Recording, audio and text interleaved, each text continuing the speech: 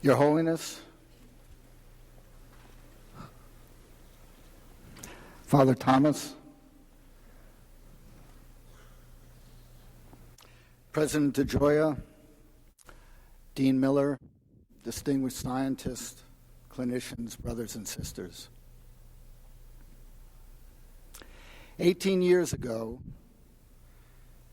the Dalai Lama, Francisco Varela, and I embarked on an experiment to see if we could create a methodology whereby scientists, philosophers, and Buddhist contemplatives could come together in a joint quest for a more complete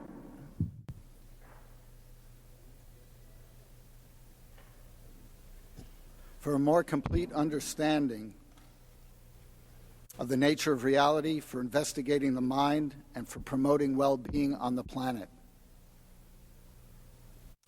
Since 1987, the Mind and Life dialogues have covered many topics upon which scientists and contemplatives have shared their findings and enriched each other's understanding, ranging from physics and cosmology to neuroplasticity, from healing emotions to altruism and ethics. Today, we take another step forward on this journey. On behalf of the Dalai Lama and the other members of the board of the Mind and Life Institute, I welcome you all to Mind and Life 13, the science and clinical applications of meditation. The topic for this meeting comes from the recognition that our work at the Mind and Life Institute is no longer limited to dialogue and understanding. More important is the need to translate these understandings into programs, interventions, and tools that will bring tangible benefit into people's lives.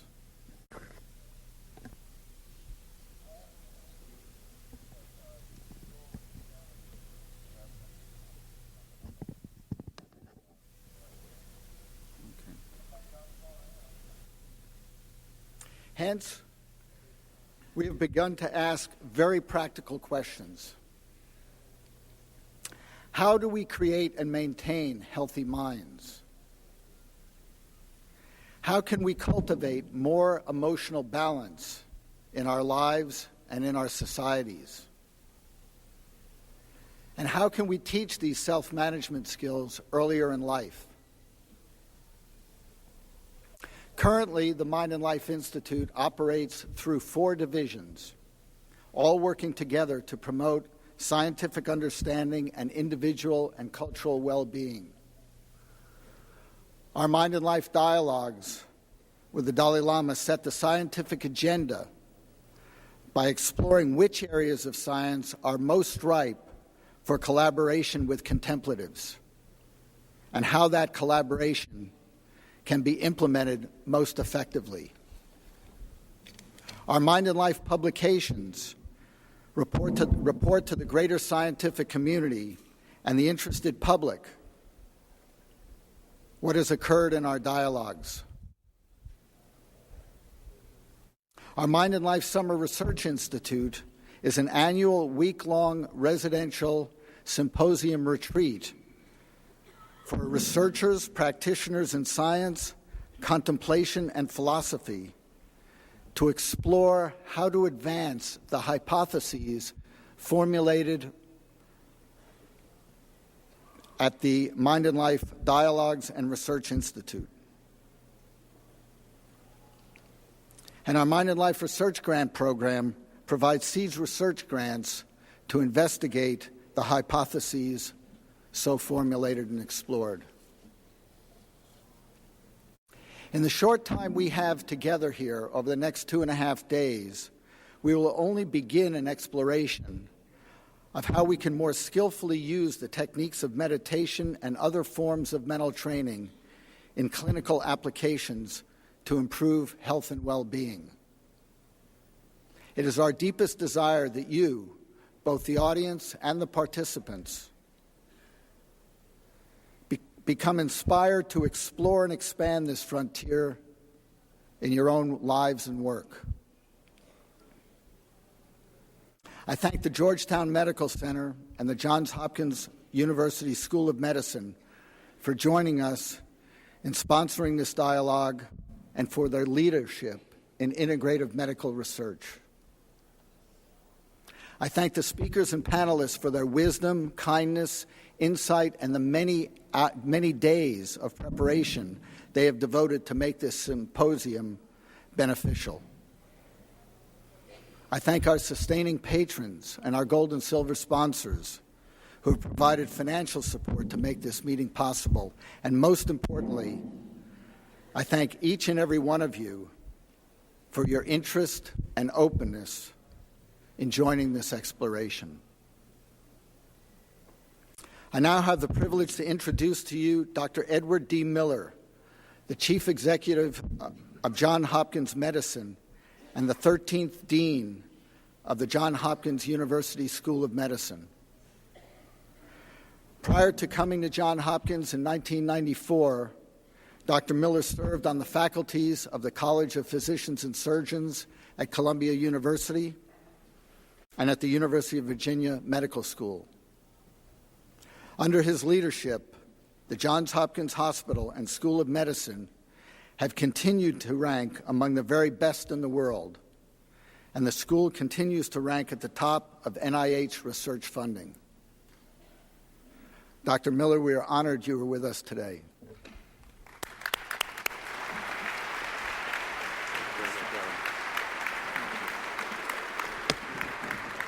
Good morning, and thank you very much, Adam, for those very kind words. In addressing this distinguished group of physicians and researchers, I'm reminded of a line from Shakespeare's Hamlet. It goes something like this: there is more to heaven and earth, Horatio, than is dreamt of in your philosophy. Philosophy being the word then used for science, and indeed there is. While Johns Hopkins is perhaps best known for its role in established modern medicine and biomedical research, we also have a tradition of exploring new, unconventional ideas. For example, one of our faculty rediscovered an ancient dietary method for treating epilepsy. For many patients who have failed to respond to conventional treatments, this diet has worked.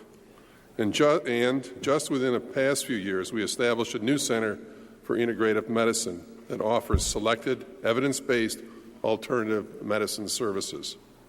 The new center also tests the safety and efficacy of alternative approaches to treatments using the same scientific rigor we apply to all of our clinical studies.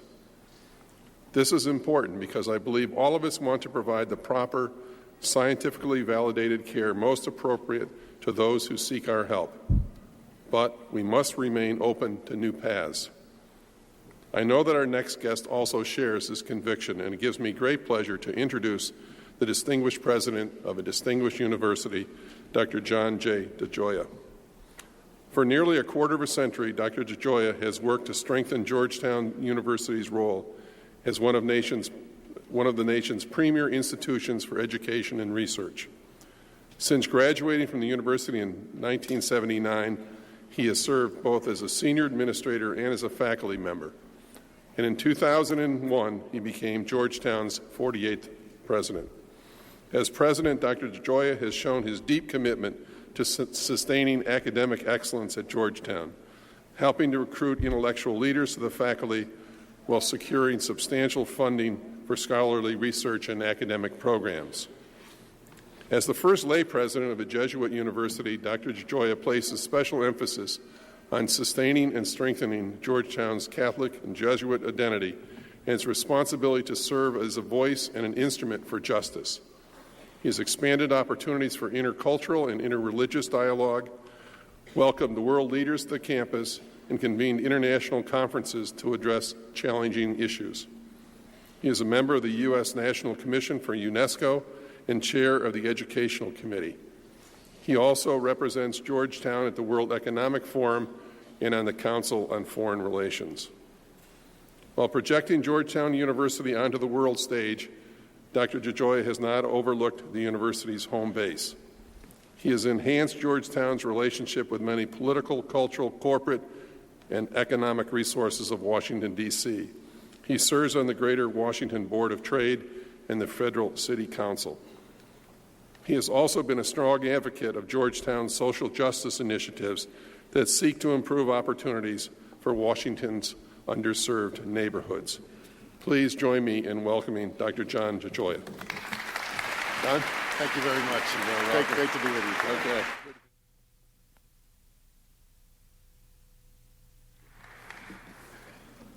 Thank you very much, Dr. Miller. Your Holiness, Father Keating, distinguished scientists, clinicians, students, and friends, the Georgetown University Medical Center is honored to join with Johns Hopkins as co-hosts of the 13th Mind and Life Conference.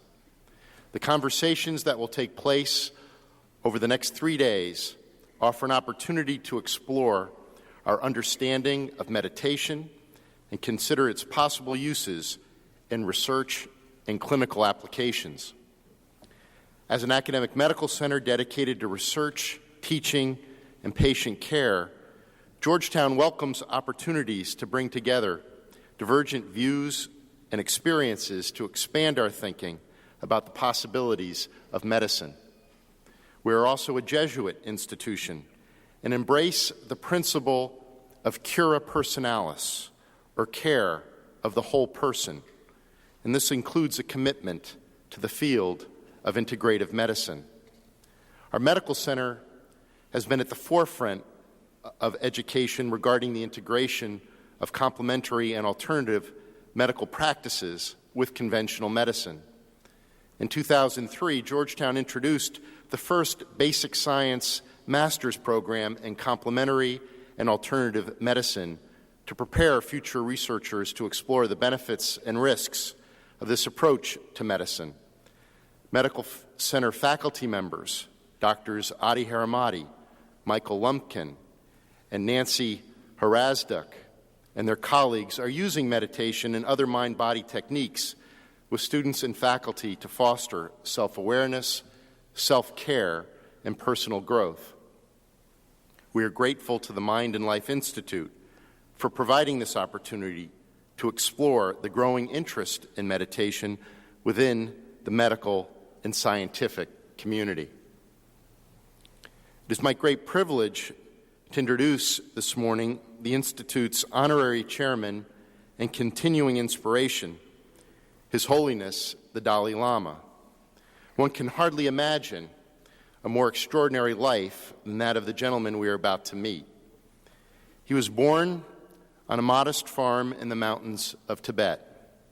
In this remote nation, a distinctive form of Buddhism has developed, along with the belief that the Buddha is reincarnated as the Dalai Lama in order to lead others to enlightenment and to serve as the spiritual and temporal leader of Tibet. After the death of the 13th Dalai Lama in 1933, a group of holy men began a secret search for the next Dalai Lama. In time, that search brought them to a peasant family with a precocious 2-year-old boy. And based on a variety of tests, the holy men determined that this youngster was the 14th Dalai Lama. Like his predecessors, for centuries before him, the child and his family were taken to the capital city, where crowds cheered his arrival. At the age of 6, he was enthroned as the spiritual leader of his people and took the name Tenzin Gyatso. He lived in Potala Palace, its 1,000 rooms, a source of endless fascination for a curious boy. At age 16, 2 years ahead of schedule, the Dalai Lama assumed full control of Tibet after his nation was invaded by the Chinese army. For 9 years, he worked to negotiate a peaceful resolution. But in 1959, a deteriorating situation convinced His Holiness to seek political asylum in India. From there, he leads the Tibetan government in exile and more than 120,000 Tibetans who are living as exiles. He established schools and heritage centers to keep Tibetan culture alive and reformed the government in exile along democratic lines. For decades, the Dalai Lama has traveled the world to seek support for his proposals to bring a nonviolent solution to the situation in Tibet. He's been an eloquent voice for human rights and world peace, and the world's foremost exponent of Buddhist philosophy. In 1989, he received the Nobel Peace Prize for his advocacy on behalf of his homeland. An extraordinary life, to be sure, but today we see another aspect of this remarkable man. The Dalai Lama's early education was extensive in many areas, but he was not exposed to math, physics, biology, or other sciences. Yet he was an inquisitive child who was fascinated by several mechanical objects that he found in the palace. In time and with travel, his interest broadened to include all aspects of science and the scientific form of inquiry. He has taken the opportunity to get to know some of the most distinguished scientists of our time, to discuss progress in scientific thinking, and to explore the interfaith between faith and science. He shares many of his insights in his new book, The Universe in a Single Atom, The Convergence of Science and Spirituality. Today, the Dalai Lama stands at the forefront of the dialogue between science and spirituality, a conversation he believes has enormous potential in helping the human family meet unprecedented global challenges. Please join me this morning in welcoming His Holiness, the Dalai Lama.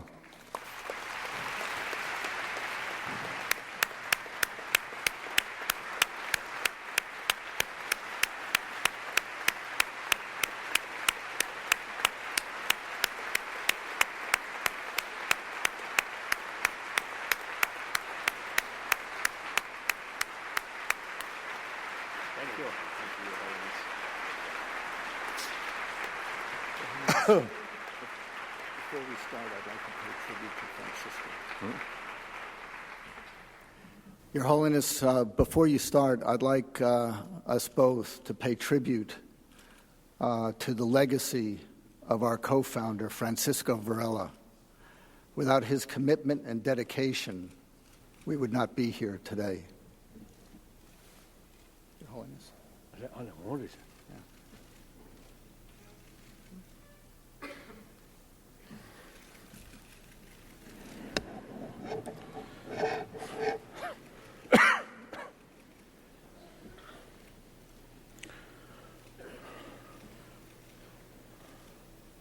Today, 당도 천리보다 로렌샤 다 대만 주스부터 들어간다 워싱턴 대 소야 그 준비를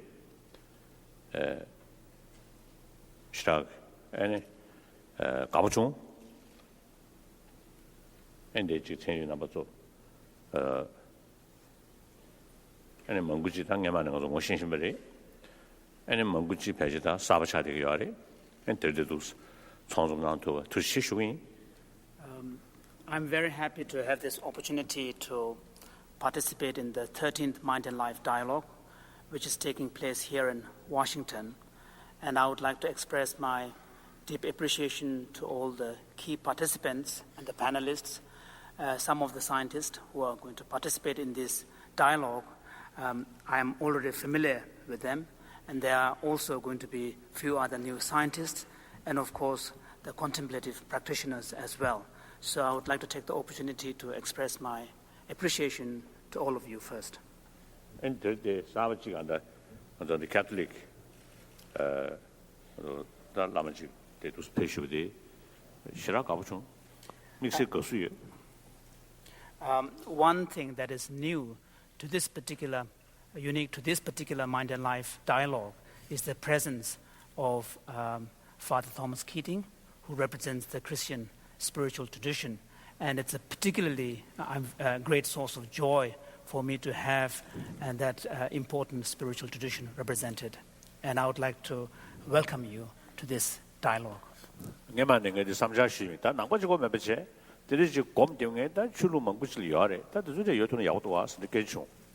I've in fact expressed my wish on several occasions during these Mind and Life conferences that since the contemplative practice is not unique to the Buddhist tradition, since it is a common spiritual practice that spans across wide range of world's spiritual traditions, I've expressed the wish that it would be beneficial in future if some of these other spiritual traditions can also be represented in these dialogues.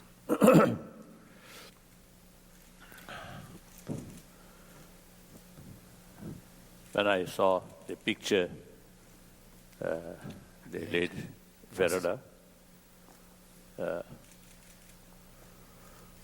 of course he no longer with us. As soon as I hear his name, refer his name,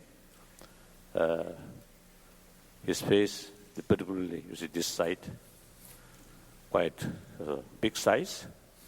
Forehead. Forehead. He had a large forehead.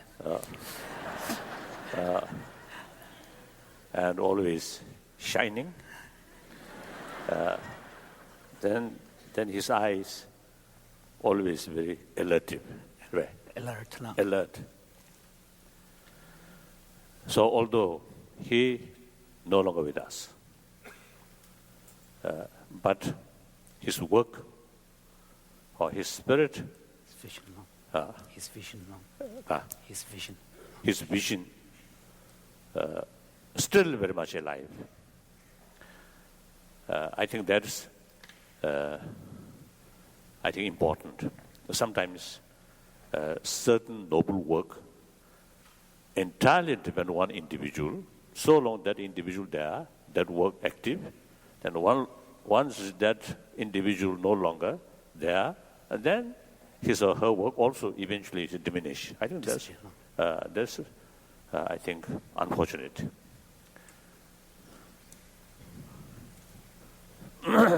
So I'm very, very happy now. Certain work which initiated by my late friend now still not only continue but seems to see growing. So I'm very happy. So all the concerned people who really make every effort for continuation of that, I think, noble work, I really appreciate.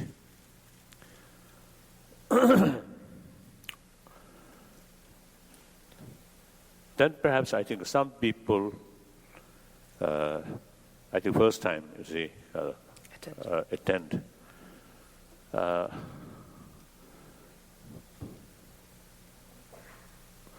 I think, in a few words, I think one of the unique thing about Buddha Dharma, Buddhism, particularly in Sanskrit tradition, the investigation, experiment, is very, very important important part. So the reason many trouble comes out of ignorance. So the antidote, the ignorance, is knowledge. Knowledge means clear sort of understanding about the reality. So that must come through investigation and experiment. So in ancient time, like Nalanda masters, they carry these investigation mainly just the mental, human thought. Human thought, and perhaps in some case, meditation, through meditation, but mainly through logic. Now in modern time, with help of equipment, another way to find out the reality. So science and Buddhist, investigation, I think both are actually trying to find the reality. Then furthermore, in Buddhism, in Buddha Dharma, there is some kind of tradition. If we find something which contradictory with our scripture, then we have the liberty, even rejection. So that gives us some kind of freedom to investigate, regardless what literature says. So already, this is some description about cosmology. Already become quite a disgrace. So I often used to telling, when I give some teaching to Buddhist audience, these things we have to, we cannot accept. So that's some kind of our liberty. So in initial stage, out of my curiosity, when I look outside in the space, there are many things, how these things happen, that kind of curiosity. Then look at our own body. From here, a lot of hair, and underneath, skull, so-called skull. Unlike other part of the body, there is some kind of special protection. Why? So usually we believe soul or self is here in the heart, in the center of heart. Now seems whether soul can be identified or not, seems the soul is here, not here. So they sort of, and then also I think in Buddhism, in Buddha Dharma, you see, it is quite well established that there is Ombu Sheva da Yiji Sheva Sangha Jikpe Ten Rishke Diare. The Ombu Sheva, Ombu Takden give Shig Yare. Dayine, under the Shesh Devinuzane, the Kandapege, you Rigbe the Labarangan Yajmado, Ombu Sosu can pay Mesostoa. And also in Buddhist epistemological texts and Buddhist text on psychology, there is a clear distinction made between two qualitatively different domains of experience. One is the sensory level of experiences of the five senses, and then one the Buddhists refer to as the mental level of experience of thought, emotions, and so on. And so far as the sensory experiences are concerned, the primary seat of these physical basis of these activity or experience are thought to be the sensory organs themselves. But now it seems to be becoming clear from modern neuroscience that the central organizing principle really is to be found more in the brain than in the sensory organs themselves. So such things, I think it is very, very interesting, you see, to learn to a Buddhist from scientific sort of findings. I think very, very essential, very helpful.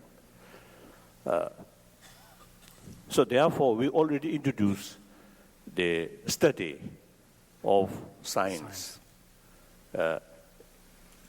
To selected Buddhist monk student in India. Now I think already 4 years, I think more than 4 years. So now some real So a systematic introduction of science education in the monastic curriculum is gradually being established. Then my participation here, I have nothing to offer,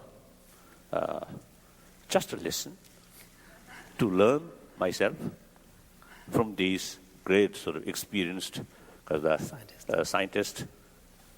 So I'm always eager, you see, to see, although language problem there, and also my memory problem also there. Sometimes at the session it seems I learned, but after the session there's nothing left there. So that's the problem. But in any way, Anyway, it may leave some imprints in my brain. So that's all. Thank you.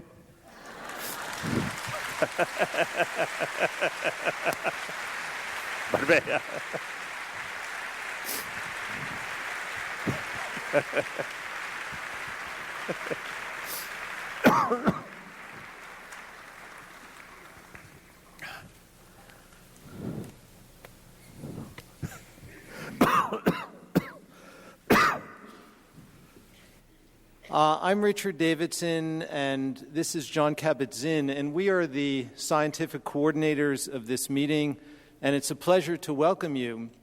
I'd just like to take this opportunity to underscore my excitement about this dialogue and about the potential of the interaction between scientists and contemplatives. One of the themes that I think you'll be hearing repeatedly over the next 2.5 days is the idea that there are certain positive qualities like happiness, like compassion. And these positive qualities, we are taught by the contemplative traditions, are not fixed characteristics. We are not indelibly fixed in our current state, but rather these are characteristics which can be transformed.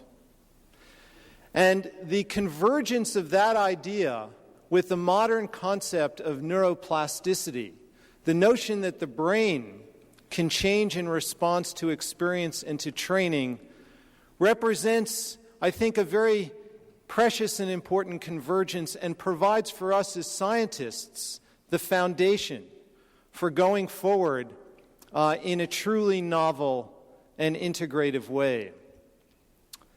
We'll also be hearing about the idea that transforming the mind and the brain may also transform certain aspects of the body, which can then have potentially positive effects on at least some aspects of our health. So I think we're in for a very exciting 2.5 days, and really not just exciting, but I think that this really is a historic occasion, and it is our hope and conviction that this will propel a new kind of science forward.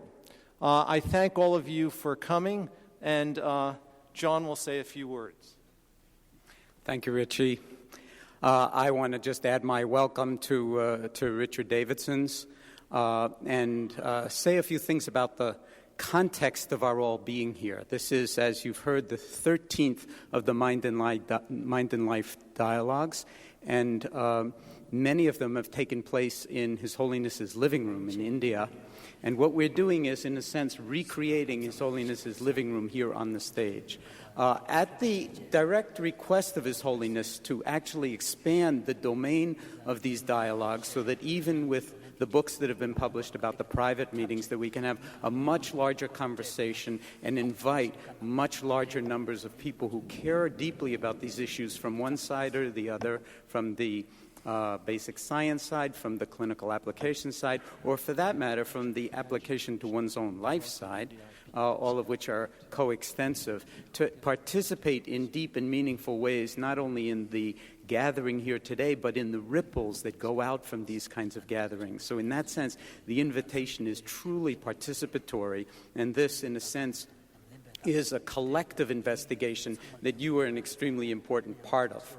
At the same time, the 2.5 days are going to go by very fast, and the dialogues will take place on the stage. One way that you can participate is, just as His Holiness was saying, deep listening, and in some sense letting the veils of our expectations drop away for a time, because it's very easy to sort of be disappointed if your particular thing didn't get touched on to the degree that you would particularly like it to. But there's something else happening that's just much larger than that, part of which, of course, has to do with non-attachment. And so we're all, in some sense, engaged in a meditative process simply by being here. You will be able to also participate by asking questions of the participants, and that will happen in a particular forum, which very briefly is that you'll write them out on a piece of paper. There will be volunteers who will be gathering them, bringing them over to Daniel Goleman and Ben Shapiro, who are both board members of Mind and Life and who have volunteered to vet the questions and pass them up so that we get a representative sampling of them up to the stage, and we'll do our best to respond to them collectively, of course, His Holiness being the first responder of choice in every sense of that word. So just another deep bow of welcome to you all. In a sense, I think there's an element of mystery to who shows up in a room like this. And I know that many of you have come from far and wide, really all over the world to be here. And we don't know what the outcome of this will be. But in a sense, I think what's happening is a community of practice is expressing itself, what the Buddhists would call a sangha, and getting a chance to look at each other. And much of what goes on in these conferences will go on among you in the interim times, in the conversations, in the new friendships that develop, and in the deep inquiry as to the nature of the subject matter at hand. So welcome one and welcome all.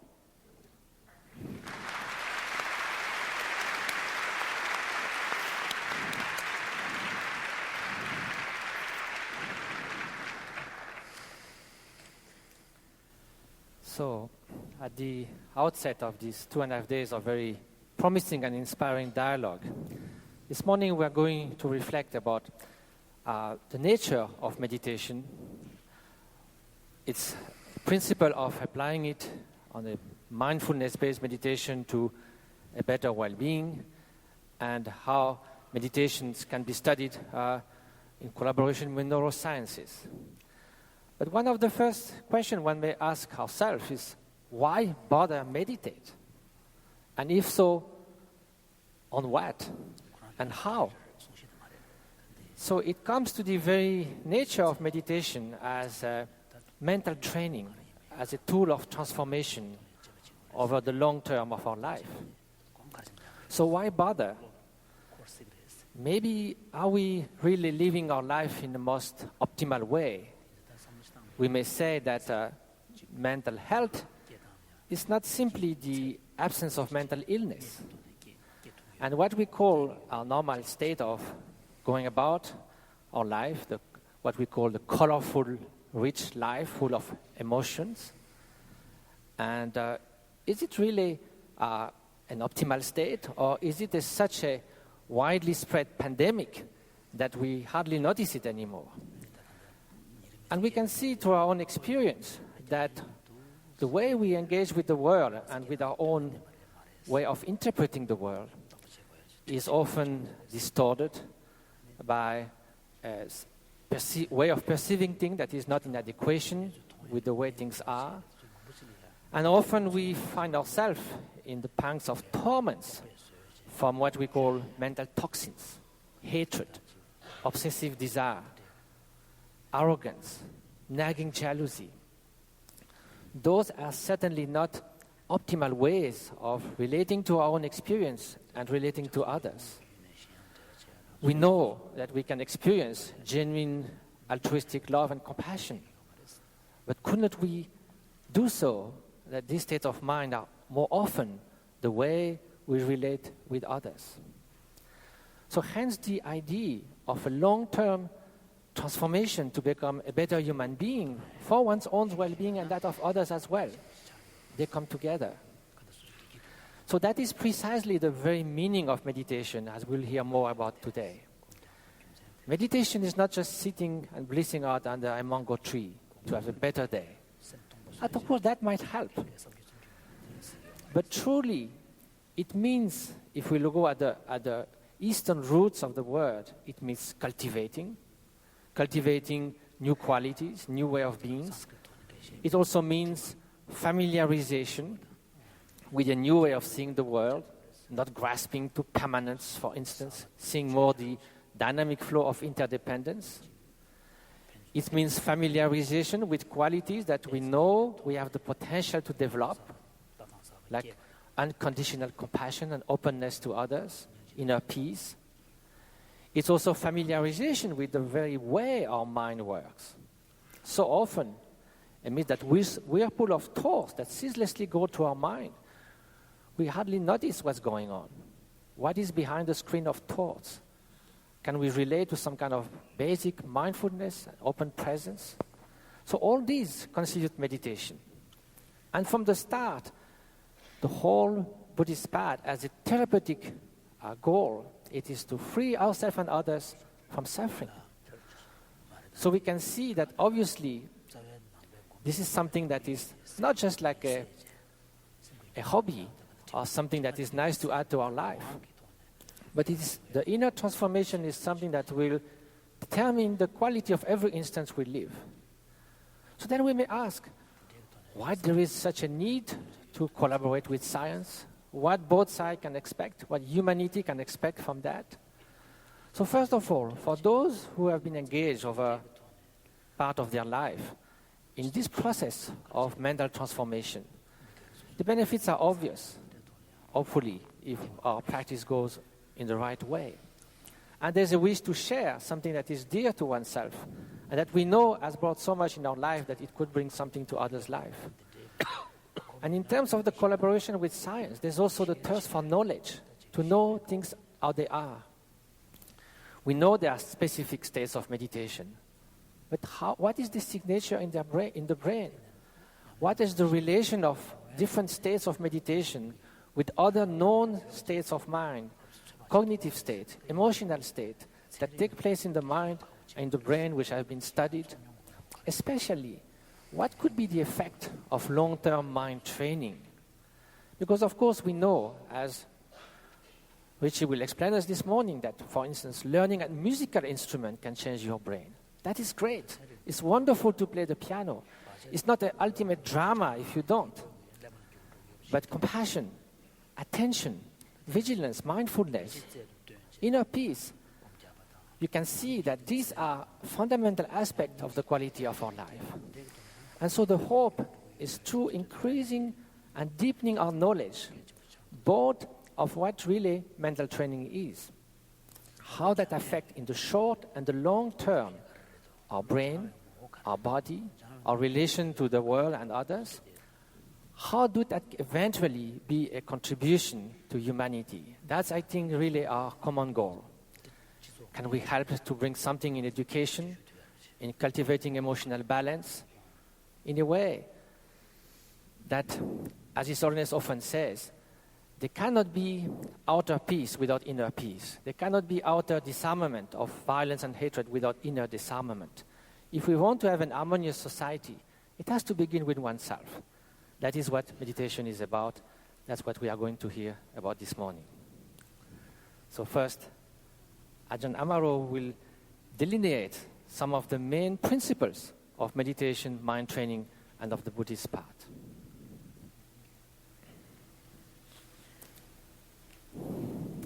I've been invited to give an outline of some of the principal themes of Buddhist teachings, particularly relating to the nature of what we call suffering or dukkha, dissatisfaction, and the relation of that experience, this common, almost universal human experience, to meditation. Maybe before beginning, I should underscore the fact that in Buddhist tradition, Buddhist teachings and ideas are always presented in a spirit of being offered for consideration and reflection, rather than being held up as dogmas or principles that the listener is expected to believe, but more they are themes that one is invited to listen to take in, as His Holiness was encouraging, and to contemplate, to reflect on. And that which is useful, one is encouraged to take and keep and retain. And that which is we feel is wrong or doesn't match our experience, then we leave aside. And that which we're uncertain of, then we just leave that on the maybe shelf. So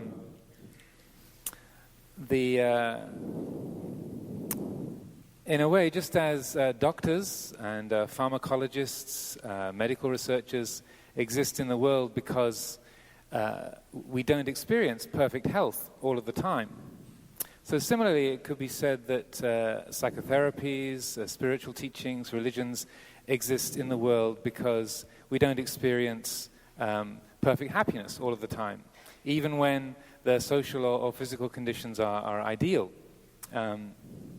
Say, for example, I was thinking of this morning, and I just flew in from England a couple of days ago, so I woke up bright and breezy at 2:15 this morning. And there I was in the Hyatt Grand Hotel with sparkling fountains and the beautiful rich greenery foliage of the house plants and a glorious palatial space. And my mind could get into a state thinking, oh dear, it's 2:15 in the morning, I haven't had enough rest, I've got to give a presentation today. And here I am in extreme comfort. In the cabin I live in the forest, in my monastery, I don't even have electricity or an indoor toilet.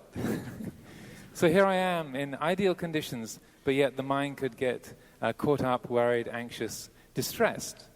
So this is what we mean by this quality of dukkha, or dissatisfaction, that capacity of the mind to lose its balance, to become emotionally stressed. So the Buddha's teaching is somewhat unusual in the field of world religions, insofar as the Buddha didn't center his teaching around any kind of metaphysical statements, but more he was a pragmatist, essentially. And so he aimed his attention primarily on this experience of dissatisfaction, of suffering, or dukkha in the scriptural language. And this is, in a way, a focus that he, even though he was, say, a theoretician as well, he had an immense understanding, capacity to know how the world worked. He really limited his teaching to what was going to be practical to people. And so that, as someone was saying to me the other day, this is very much more of a kind of clinician's approach towards knowledge about the body and the mind, rather than a researcher, because it's the precise things that help us on a practical day-to-day basis, rather than the entire field of knowledge that the Buddha focused on. There's a famous analogy that he gave one time, where he reached down to the floor of the forest that he was walking through with some of his monks, and he picked up a handful of leaves. And he said, which is the greater in number, the leaves in my hand or the leaves in the forest? And then the monks with him said, well, of course, the number of leaves in your hand are very small, and the number of leaves in the forest are very, very great. And the Buddha said, well, similarly, what I know can be compared to the leaves in the forest. What I teach you is comparable to what I hold in my hand. And why do I only teach you this limited range? Because these are the things that will help to bring you happiness, to bring you true peace, to bring you liberation from dissatisfaction. And the other stuff, it's maybe true, but it's not immediately helpful for healing that spiritual ailment, that psychological ailment.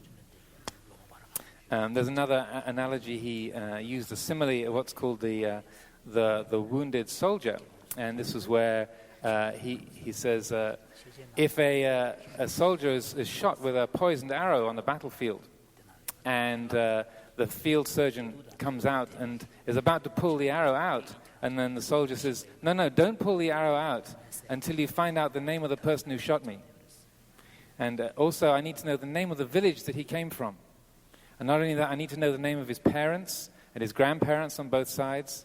I need to know the kind of wood that the arrow is made from. I need to know the kind of tip that the arrow is fitted with. The kind of binding used for the tip onto the shaft of the wood. I need to know the kind of bird that the feather came from. Is it a goose feather? Is it a peacock feather? Is it a chicken feather? Is it a duck feather? And then the Buddha goes on this long extrapolation till we get the point that by the time that the surgeon has answered all the questions, the soldier will surely be dead. So he said the point is to pull out the arrow and to dress the wound, and that's what the emphasis is on in Buddhist tradition, is to try and address that central element of dissatisfaction, this quality of dukkha. Now, also, the Buddha was known, one of the epithets that he acquired over the years was that of the doctor of the world. And one of the reasons why is because the formulation, the central insight and the central framework for his teaching that he gave, which is known as the Four Noble Truths, is cast in the form of a classical Indian medical diagnosis. And so that the format is, first of all, the nature of the symptom. So in this particular kind of psychological, spiritual dis-ease, dukkha, there's the experience of dissatisfaction. That's the symptom. The second of the elements is the cause. What is the cause of that symptom? And then in this format, then that cause is outlined as being self-centered craving, greed, hatred, delusion, the toxins that Matthieu was referring to. These qualities that the mind gets caught up in, these negative, afflictive emotions and habits that poison the heart, that are toxins to the system. Then the third element is that of the prognosis. And the good news is that it's curable, that this experience of dissatisfaction can end. We can be free from that. And then the fourth element is that of the methodology of treatment. And in this format, what the Buddha laid out as the way to heal this wound is what's known in some expressions as the Eightfold Path, but can be, outlined as three fundamental elements. That of the quality of responsible behavior or virtue, living a moral, ethical life. Secondly, mental collectedness, meditation, kind of mind training. And thirdly, the development of insightful understanding in accordance with reality or wisdom. And so these three elements he outlined as this is the fundamental treatment for this psychological, spiritual ailment of dissatisfaction.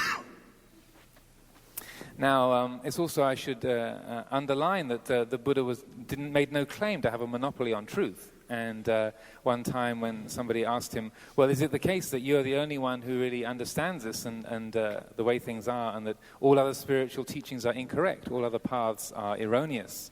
He said, no, by no means. By no means. It's not a matter of the way that the teachings are framed, the language that one uses, the symbolism that one uses. It is simply the presence or absence of these three central qualities of ethical behavior, of mental collectedness, and of understanding in accordance with reality, of wisdom. If any spiritual path contains these three elements, then it will certainly lead to the possibility and the actuality of freedom, of peace, of a harmony of oneself, and an easefulness in life. If it doesn't contain those elements, then it cannot lead to that quality of easefulness, of peace, of liberation. And so that I'm also very glad that Father Thomas is here representing the Christian contemplative tradition, and that also His Holiness is a great example of an ecumenical spirit in also respecting very deeply the fact that there's no claim to exclusive knowledge of the true way in the Buddhist tradition, but more of a celebration of whatever elements, whatever pathways we find, whether we call them religions, whether we call them psychotherapies, whatever we call them, that really help to bring our lives to a quality of happiness, to enable ourselves and others to live more peacefully and fully. Now, in using the word dissatisfaction or dukkha, probably the theme that will inform most of the presentations and discussions in some way or other throughout this gathering is that there are two dimensions to this experience, and the Buddha outlined these very, very clearly. And the first is that there is endemic in our very life as a human being, because we have a body, we have a mind. Endemic, intrinsic in that is the experience of physical pain, of emotional pain, that is inescapable. And we can call this natural suffering or we can call this just simple pain. And so that the main focus of his teaching was on a second element, which we can call adventitious suffering, or what the mind adds on to, say, a negative experience. So when we feel physical pain or we have some kind of difficulty, it's the fretting, resistance, resentment, anxiety, the fretfulness that we create around experience that is this second kind. And in another analogy he used, again with being shot by an arrow, the Buddha, by the way, was a warrior noble, so there's a lot of military language in his teaching. As Professor Robert Thurman once said, the Buddha was a West Pointer. He was a military guy, and so there's a lot of martial language that gets woven into the teaching. So this is another arrow analogy, and he says, when you experience a physical pain, it's like being shot by an arrow. If you then, on top of that physical pain, you then resist it and resent it, then it's like being shot by a second arrow. And most often when we're unschooled, unwise, then the only way we know how to deal with pain is to escape from it through absorbing the mind into something pleasurable. And so then that blind pursuit of pleasurable feeling, of sense pleasure, again, that contributes to a greater sense of stress and dislocation, and is another contributing factor. Now, it's also important that it's not just negative experiences or painful experiences that we can make a problem out of, or that the second kind of adventitious suffering is not just something that's added on to, say, the physical pain of, say, a headache or emotional pain, because we experience many kinds of natural emotional pain. Say, for example, losing someone that you love, or within this company, it comes to mind having an academic paper that you submitted for publication being refused by your journal of choice. Deep grief can arise over these experiences. But also we can create a problem, we can create suffering out of even pleasurable experiences. Having something that's extremely beautiful and desirable, what we absolutely choose, that you do get your paper published in this wonderful journal, but then 5 years go by, 10 years go by, 20 years go by, and then there's the depression of, well, she was really great back in the 80s, but she hasn't done anything since then. And so then the thing that one rejoiced in and bought into, the delight of being a kind of star, then becomes a knife twisting in the wound 20 years later, whereby, I've really blown it, I've lost it, I used to be great, and now, where am I? So this is how even pleasurable experiences contain within them the seed of dukkha, of dissatisfaction, even if, as long as we are handling them unwisely. Now, the first kind of suffering, of dissatisfaction, that of pain, as I said, this is endemic. The second kind, the Buddha, in the Buddhist teachings, he suggested, and from his own experience, and that something that we as individuals can discover for ourselves, is completely eradicable. This was the good news of the third element of the Four Noble Truths, that kind of suffering can end. And the case is that even when we have some kind of painful experience, so that we can have a headache or we can have some great loss, emotional or physical pain, and yet the heart, the mind can be completely at peace with it. It can be seen as being absolutely okay. There's no struggle against it. There's no resistance, resentment. There's no suffering, no dissatisfaction created around that. So this is a key element to Buddhist spiritual training, psychological training, and also in many of the studies that will be described during these days, that's part of it too.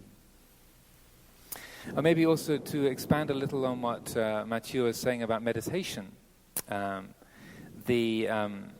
The way that we would define meditation is it's the refinement of innate abilities that we already possess. So sometimes the word meditation can be loaded with all kinds of preconceptions or ideas, things that we've picked up from different TV shows or journals or just news or gossip we've heard from others. But from the classical Buddhist perspective, we're not trying to get any kind of particularly special experience or sort of strange vision or any kind of special abilities, but more it's taking a couple of innate capacities that the mind possesses, particularly that of the ability to focus the attention, and then secondly, the capacity to investigate, to, in a way, to discover a pattern, to explore, to investigate, to contemplate the nature of experience itself. These two elements are natural to us. And so that it's taking those two capacities and developing them, like cultivating a seed and bringing that forth, giving it the conditions to grow and to flourish. That is the purpose and the nature of meditation. So to give a little example, one of the most common forms of meditation, we would take a simple object, a natural object which is calming and easily referred to, such as the rhythm of our own breath as it naturally occurs. And so by sitting down, say closing the eyes, and focusing the attention on the breath, and over time and with effort and application, then using the breath as what we call a meditation object, so that the mind is trained to attend to that simple, unexciting stimulus, then we find that that quality of attention can be trained, can be developed, so that the mind rests more and more easily in the present moment and stays with that object. And so that we find that the more that the attention is enabled to be trained on the present, then the more we are able to break the habits of being dragged around by compulsions of distraction, the mind constantly creating scenarios for the future, reliving the past, rewriting the past, and being lost in distracted thought, and also being subjected to incessant reams of thinking. Probably most of us here have had those times where the mind just, it seems like nothing will make it stop. It just goes on and on and on and on and on. And so meditation and the capacity to focus is a lot to do with learning how to think when we need and choose to think, and learning how to not think when we choose not to. Then the element of investigation is really to support a quality of understanding. So we learn to see how the mind works, how the habits of reaction of resenting or running away from the painful, chasing after the pleasurable, or becoming bored and irritated and restless with the neutral. Recognizing those habits, learning to know them fully, and then again using the capacity of focus to learn how not to be drawn into compulsive cycles that come with those. An analogy that often comes to mind with respect to this is, and I've seen all these cameras clicking furiously away today. It's rather like using a camera, so that the picking up the camera and holding it is rather like the qualities of responsible behavior and virtue. It's like a wise picking up and holding of your life, arranging of it. Then the focusing of the lens is like the development of concentration. The framing of the precise shot that you want to make is like the wisdom element, that you frame the picture that you choose. And then the actual snapping of the picture, taking the picture, and then the delight that comes with having caught a fine image that is pleasing. So yes, here we are, I've got it.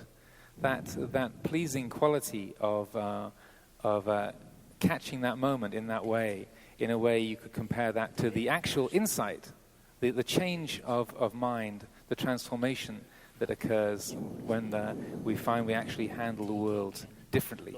We see the world in a different way, in a more emotionally balanced way.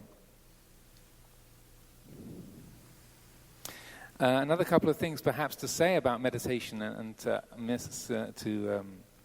address some common misunderstandings is often we think about peace as being, or relaxation as being kind of zoned out, the sort of lazy boy mode. You sort of slide back and think, I'm going to relax, and you kind of, it's almost synonymous with dozing off and kind of, and like switching down. You're immediately going into a kind of semi-conscious state, and that's what we call relaxation.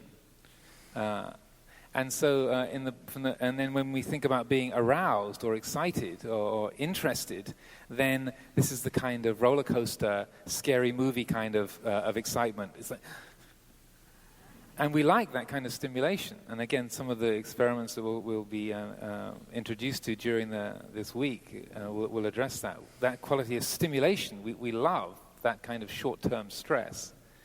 But one of the elements of Buddhist meditation, and that we find is a very, very valuable resource to us, was we find that peace and arousal are not mutually exclusive, or relaxation and arousal.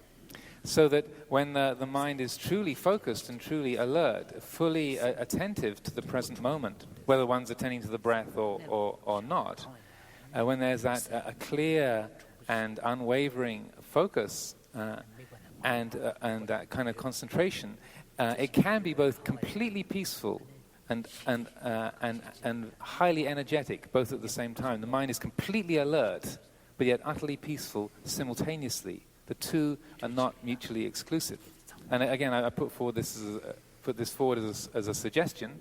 And if you think, well, wait a minute, that's not the way I experience things, then that's fine, because our own personal experience is the final arbiter of truth.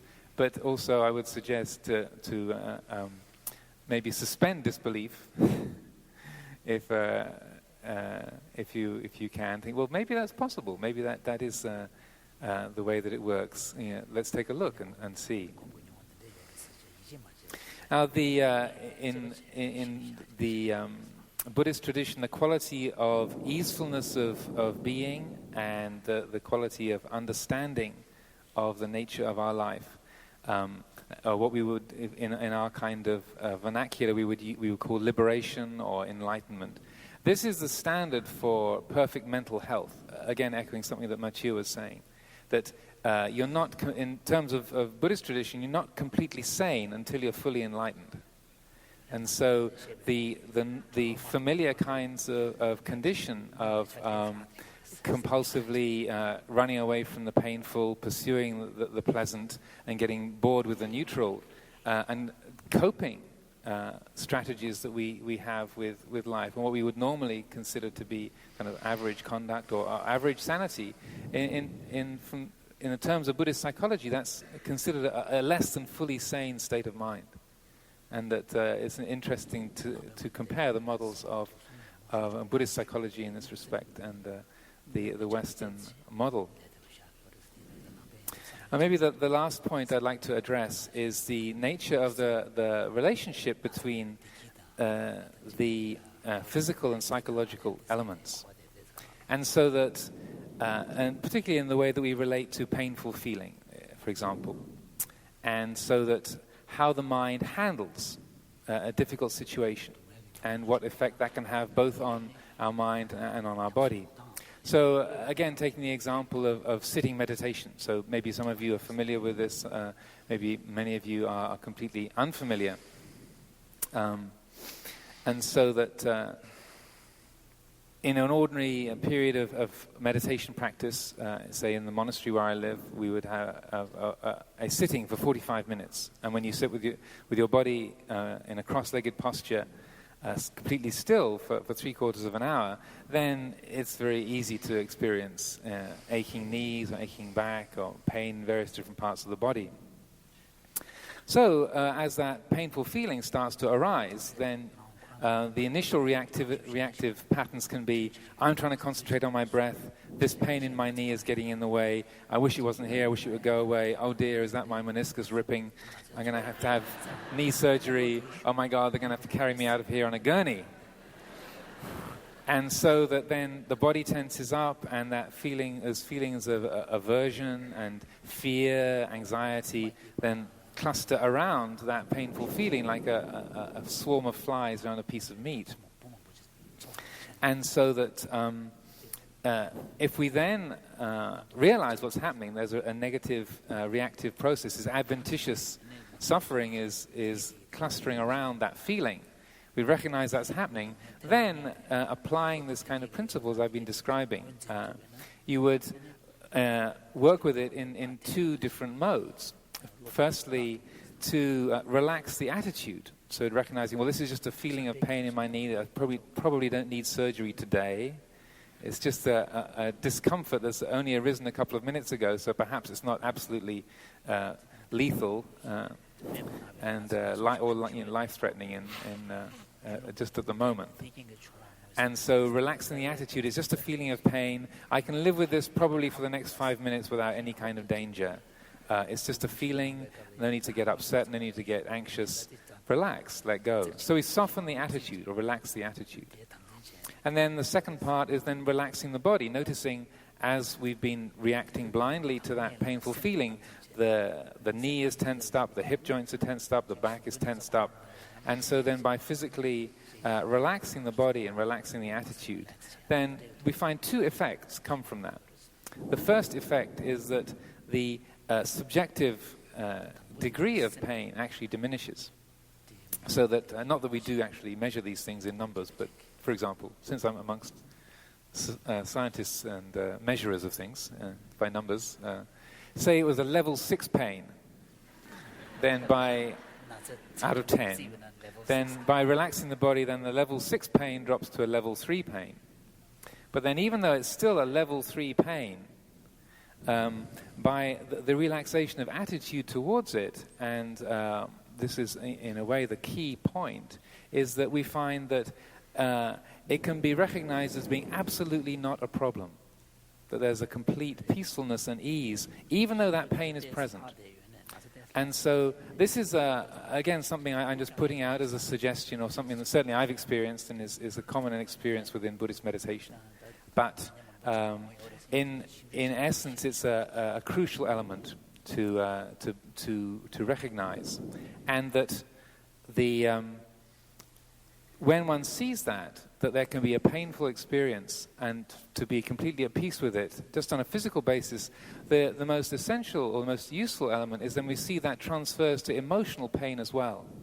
That we can be experiencing that grief of our paper not being published, or as a doctor having a patient die that you treated in the best way you could, but still they passed on, or whatever it might be. And so that then, even with that degree of pain, we find that there can be a complete ease with it, and that there is a way of being with those uncomfortable experiences, knowing them, letting them go, and we find ourselves more able to live in harmony with all those different dimensions of life. So speaking of mindfulness, my knee has just been tapped by the good Matthieu, so I will offer these thoughts for your reflection. Thank you.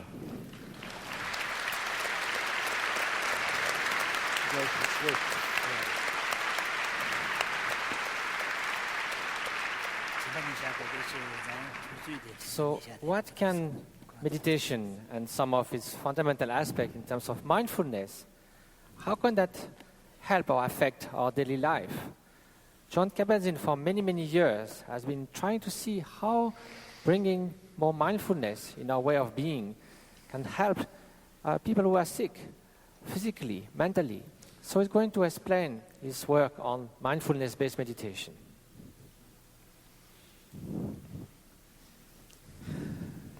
Thank you, Matthieu, and Your Holiness. I would like to speak with you this morning about work that my colleagues and I have been doing for the past 26 years now at the University of Massachusetts Medical School. Many of those colleagues are here in the audience, and in fact, there are many people here in the audience who have been doing this kind of work now, as I will show you later. And really, the essence of it is to see as an experiment whether we could not, to the degree of our own understanding, take the essence of Buddhist meditation practice and in some way make it accessible to people who would not find it through a traditional Buddhist or spiritual path, but who nevertheless were plagued by suffering and dukkha, and as you yourself so often point out, suffering is a universal phenomenon. All of our minds are basically the same. All of our bodies are basically the same. And so potentially the Buddha Dharma, if there was some way to translate it so that it would not lose its essential dimensions, but become available to be heard and enacted or embodied by other people, might be valuable. So that was the challenge, if you will, the experiment. And we've now been doing it for 26 years. Somebody asked you during the press conference.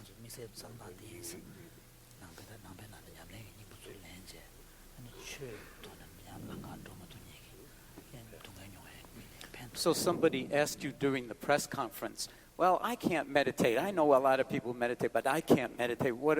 Do you find that there are many people who can't meditate? We have tried to design this program specifically for people who think they can't meditate. Because again, that's just another idea and opinion, and very often people have very strange ideas about what meditation is. So,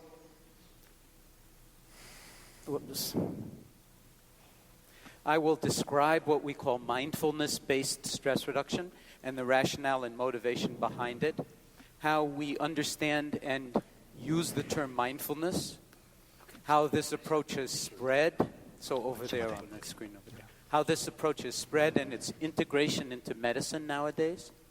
I will describe one outcome study very briefly on the effect of the mind on the body. And then something I will not talk about, but I want to at least put out there for the discussion is, what are the qualities and characteristics and standards for somebody doing this kind of translational work in a way that would have integrity? So, Ajahn, sorry.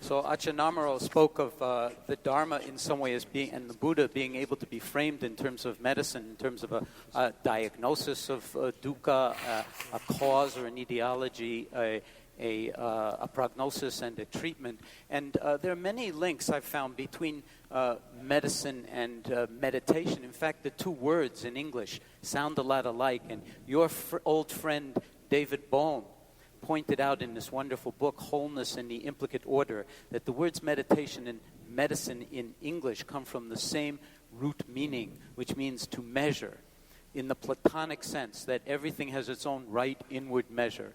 So medicine would be the restoring of right inward measure or balance when it's disrupted. And in his terminology, meditation would be the direct seeing into the nature of right inward measure. Also, in medicine, we have a vow or an oath that is taken in medicine to put one's own concerns last and the patient's concerns first. That is called the Hippocratic Oath. And the cardinal principle in the Hippocratic Oath is first do no harm, non-harming. So a very profound ethical foundation that requires in some way a degree of selflessness. And in the same way, on the meditation side, the Bodhisattva vow, the Bodhisattva vow is to, in a sense, step back and put the well-being and the liberation of other people before your own. So medicine and meditation in their traditional guises actually have a great deal of unity among them. Hospitals function in this society as magnets for people who are suffering.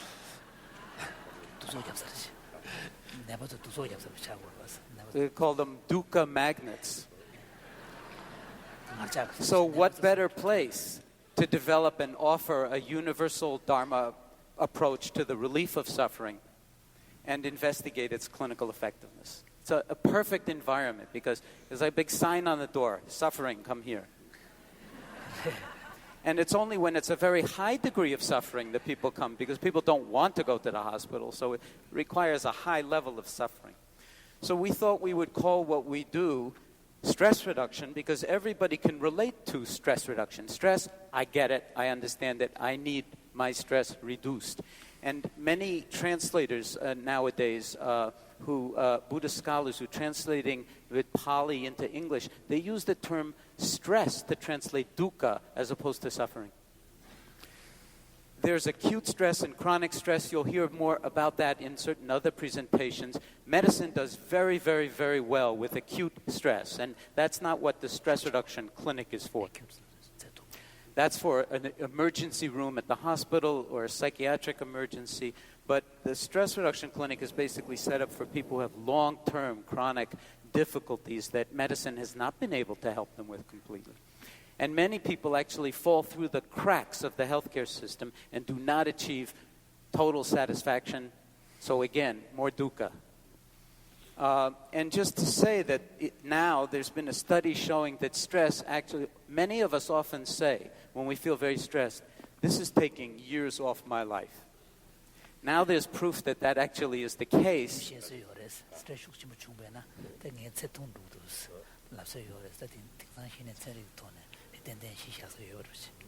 Certain kinds of, thank you. Thank you very much. Certain kinds of suffering actually have been shown to increase the rate of telomere shortening. These are the repeat DNA units at the ends of our chromosomes, which are tied into the rate at which we age. So stress reduction becomes an incredibly important and potentially interesting vehicle for helping people to reestablish balance and well-being in their lives as a complement to whatever the doctors are able to do for people. So since we call what we do mindfulness-based stress reduction, I think it's fair to ask what is mindfulness, and I really don't need to say much about it after Ajahn Amaro's gorgeous presentation, an embodiment of it. It's spoken of often as the heart of Buddhist meditation. We speak of mindfulness. And speaking of mind and heart, a point that you make so often, in all East Asian languages, including, I understand, Tibetan, the word for mind and the word for heart are the same. So we try to emphasize that when you hear the word mindfulness out there in the world, it equally means heartfulness and has to be understood that way.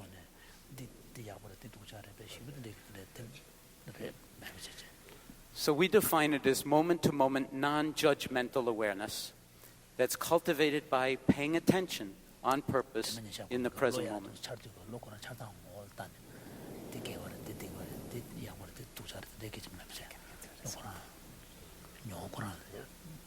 Okay. So I'm going to very briefly try to sketch out the MBSR program because it's been written about a great deal. I don't need to go into great detail. But what we're trying to do is create an environment where people can learn to slow down in their lives and maybe even stop and familiarize themselves with stilling the body and observing what's going on in both body and mind. Cultivating a certain kind of intimacy with the present moment as it is. Now, most of the time, people are very surprised to discover, when they start to pay attention in this way, that they don't live in the present moment. They live mostly in the future, worrying or planning. All of us are that way.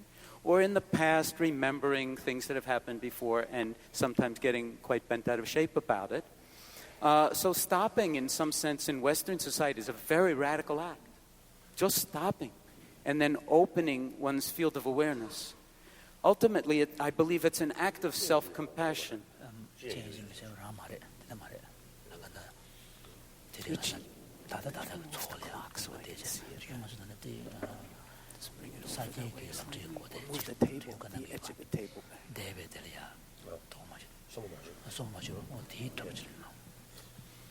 So it's, in some sense, the discovery of the capacity for awareness and wakefulness in one's life, sometimes for the first time.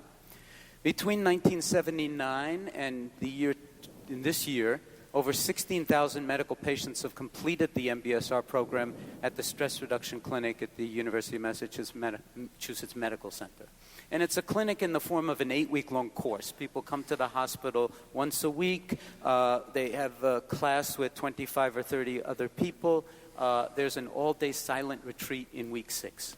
And it's a well-defined participatory curriculum that involves a lot of guided meditation so that you really have an understanding from the inside of what's being asked of you. And we use tapes and CDs to guide people in these various meditations. I've often wondered, do you know how to ride a bicycle? Did you ever learn to ride a bicycle? Yes. Yeah. Okay, well, sometimes when we teach little children to ride a bicycle, it's not so easy to learn to ride a bicycle. Once you know for life. So sometimes people use training wheels, little wheels on the side that gradually you lift up and then throw away. So in a sense, these guided meditations, they're like training wheels until you learn how to cultivate mindfulness and mindful attention oneself. Then you can go on to become Lance Armstrong if you want to, and win several Tour de France. So we pay attention, as Ajahn Amaro was saying, to breathing, but we actually start with eating, because we all have the experience of eating. Usually we eat very mindlessly. So we eat one raisin, very, very mindfully. Maybe take 10 minutes, tasting it, smelling it first, feeling it in the hand, feeling the saliva in the mouth. And in this way, cultivating awareness of something that's very, very intimate and familiar. And people will often say, I never tasted a raisin before this. So it's a discovery. Oh, if I pay attention, then the world opens up. It lights up a new dimension to experience. And then we carry that through with breathing, body sensations, hearing, sounds, all sorts of perceptions, eyes, ears, nose, mouth, body, and then thoughts and emotions. So cultivating a broad awareness and then bringing that into everyday life. That's the true meditation practice, would be how you live your life, not how well you sit on the cushion. And then we have dialogue and inquiry in every class so that we talk about our real lives and how the meditation practice works from week to week. And we also use Western poetry, great poetry, to help ignite passion in people for some kind of mental states and emotional states that often poetry, they're like yogis, they go straight to the matter and can articulate in words things that are very difficult to articulate at all. We use 3 more formal meditation practices that people practice at home: a body scan lying down, sitting meditation, and then also mindful hatha yoga, and then also walking meditation.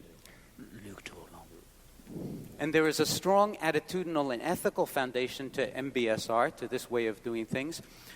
We don't give so many lectures on ethics and morality, but we try to embody it and create a container in the classroom for recognition of the beauty of other people, their integrity as human beings, kindness and compassion, a sense of gratitude for even being alive, even with one's difficulties and dukkha, cultivation of interest and curiosity, and also an orientation of not striving. Americans, we are very go-get-them type of people, always wanting to get someplace else. So this learning meditation requires not trying to get someplace else, but being where you already are, non-striving. And that requires patience and being non-judgmental, and in some way a beginner's mind, seeing things fresh. So these are the kinds of things that we teach and the environment we create. Ajahn Amaro gave us a beautiful example with pain in the knee. We see a lot of people who have chronic pain problems, referred by, pain clinic and various other places. So most people, when you say, well, let's pay attention to our pain, they don't go, oh, wonderful, yeah, why didn't I think of that before? They say, I don't want to pay my attention to my pain. I want to distract myself from my pain. But we say, but has that worked? Why are you even here? So then we say, let's, just as an experiment, we try to put our little toe in the water. Can we feel just the sensory element of this, what we're calling pain, the sensations? Then can we see that around the sensations there's a whole universe of thinking. I hate this is killing me, how long is it going to last? My whole life is destroyed. All of those are thoughts, but people relate to them as if each one of those is the truth about me. Okay? And then there's a whole emotional component to pain. Anger, frustration, irritability, not liking one's body anymore, feeling betrayed. When one holds these in mindful awareness without judging them so much, it, in some sense, pulls out the arrow or releases one from shooting more arrows into oneself, and one learns to cultivate a certain kind of equanimity in the face of the pain and to ask questions like, when you hear yourself saying, is this killing me? You ask, well, in this moment, is this killing me? No. But what about the next moment? oh, but we're going to stay in this moment. So, okay. And then the next moment, we deal with the next moment. And in that way, we learn to respond more mindfully to any kind of stressful situation, pain just being one example, rather than reacting in a highly conditioned, mindless, automatic way. Okay so far? Okay. So out of this practice can emerge over time moments where people actually experience freedom and peace, right? Here in their own body, in their own mind, in their own life. Bad meditators, people who are no good at meditating, they can actually have tastes of this kind of thing. If we make it interesting enough and create a safe enough container, they taste what's possible through practice and the direct experience of the domain of being. And that's equally true, as Ajahn Amaro pointed out, for psychological suffering. So we begin to see that there's value in attending to thoughts and emotions and impulses, and even to monitoring the quality of awareness itself, and as well as just sensations. And so in that sense, a new dimension of being and knowing opens up and is discovered, a new way to inhabit one's life, which is more in some way balanced and less self-oriented. It's not just me, my pain, my anger, my frustration, but you begin to see the my is extra. Who is in pain, actually? And people spontaneously have experiences of no longer self-identifying so strongly with their mind states or the body states. This is a form of opening or freedom. Here's one example from a pain patient, a truck driver. A truck driver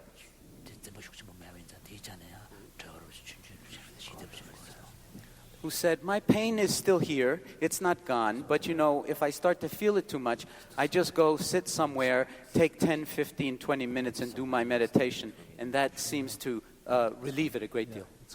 So the potential effects of this kind of training on any kind of pain condition, whether it's physical or emotional, is, or for that matter, some other kind of medical condition, is an engagement with the experience itself, because usually we hold back. We don't want to be part of the experience. So we get in touch. We come to our senses, so to speak. Then a changed relationship usually arises. And then there's the question of, might this actually influence the nature of the pain itself, or the physiology or the pathology of the situation? And I'll show you a study about that in a moment. So we see here reductions in chronic pain patients over the course of the 8 weeks, that's pre to post, of medical symptoms in only chronic pain patients who have had chronic pain for a long time with no symptom reduction. And then it stays down for, in this slide, up to a year, and in other studies we've done up to 4 years.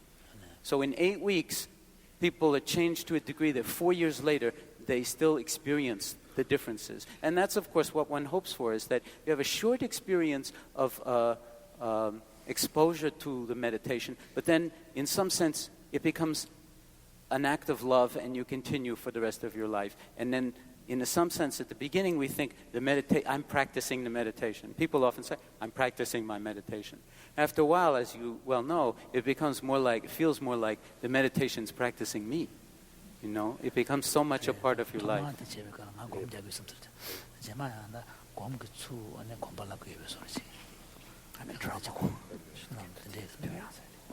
So just to say, to echo Matthieu and Ajahn Amaro, meditation is not relaxation, because it really has this element of deep inquiry into the nature of self and the potential for liberation from the small-mindedness of self. And so often people will say, this isn't stress reduction, this is my whole life. But they'll say it in a very positive way. MBSR programs have spread around the world now, across the United States and Canada. Many people are here from around the world who actually do this kind of work, or allied work, other kinds of mindfulness-based interventions. You'll be hearing from people in this conference about mindfulness-based cognitive therapy. And when we plot the number of journal articles, scientific, peer-reviewed journal articles on meditation or mindfulness, the number has been staying steadily increasing, and now is 5 times the number as in 1990, and it seems to be exponentially increasing.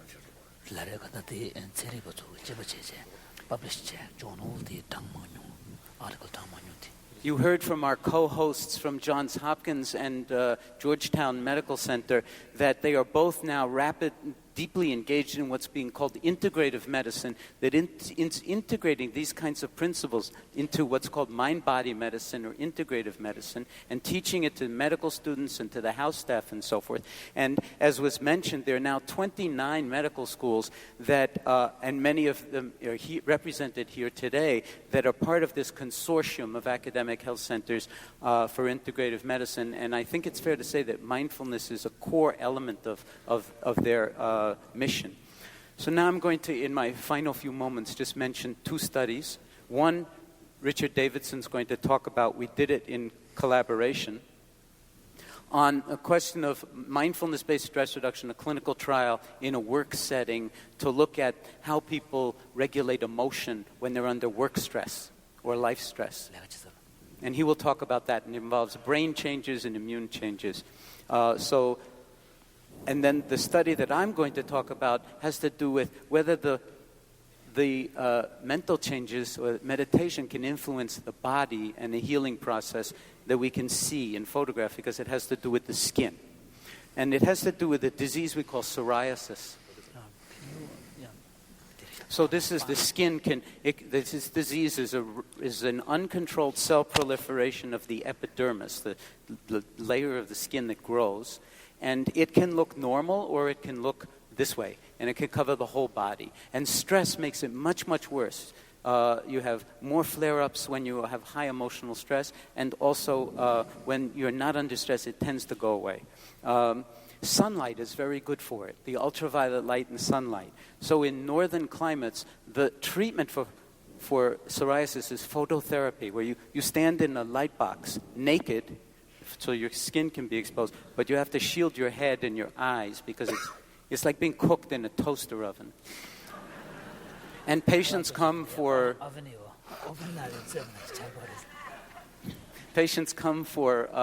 3 times a week for up to 4 months, and gradually it's like their skin clears. It goes back to looking normal. So we thought, well, they're standing there naked in very stressful conditions, being fried. Maybe it would be useful to teach them to meditate so that they could have more equanimity in the light box, and maybe that would influence the rate at which they were clearing. And to see if that's really the case, we'll tilt the scale in that direction by throwing in a visualization that the light is knocking out, slowing down the rapidly growing cells in the epidermis. So when we did that,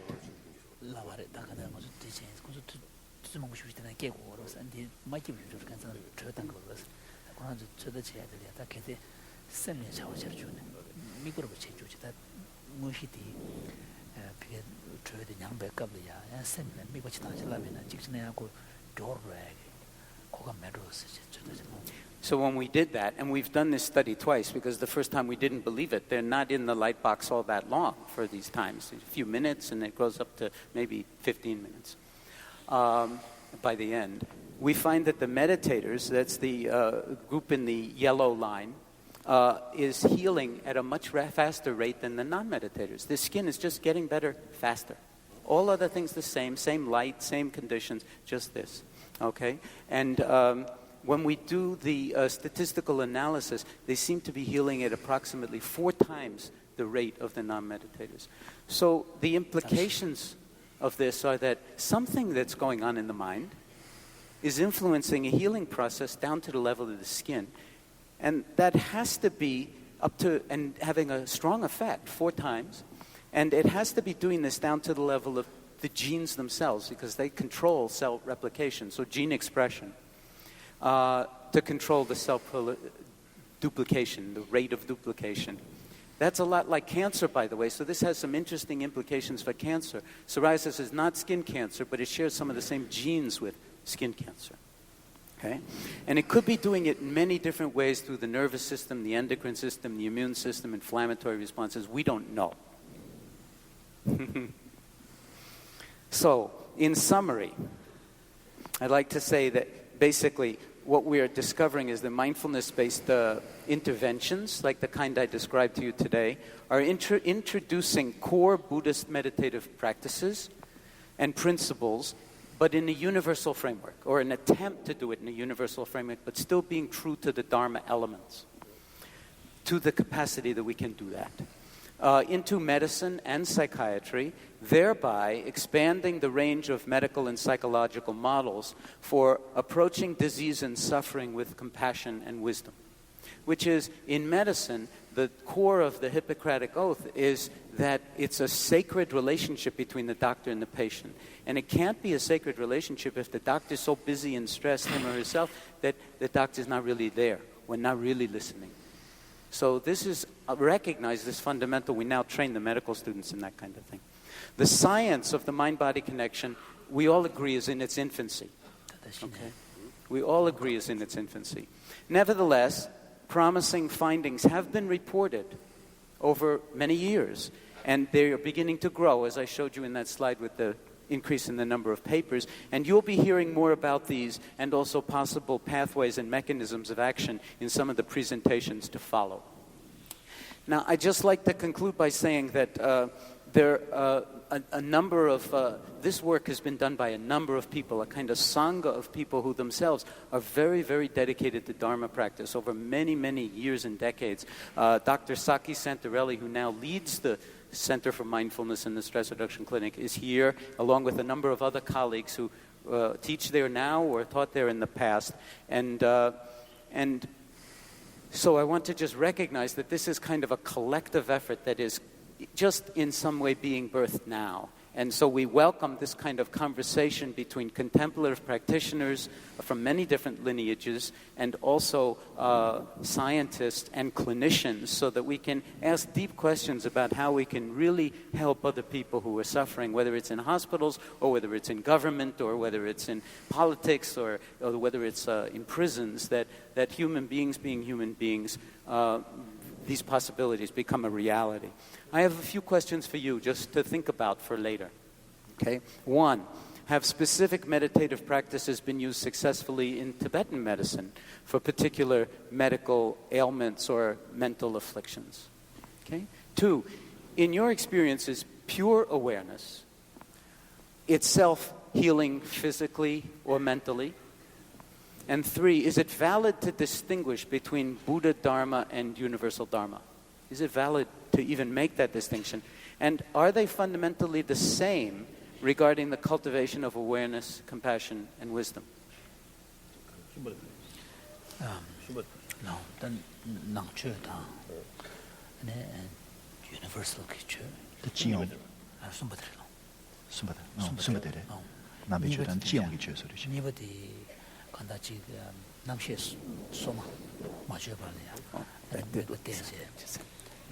Okay. Thank you very much, Hopkins. So, Thank you. thank you, John.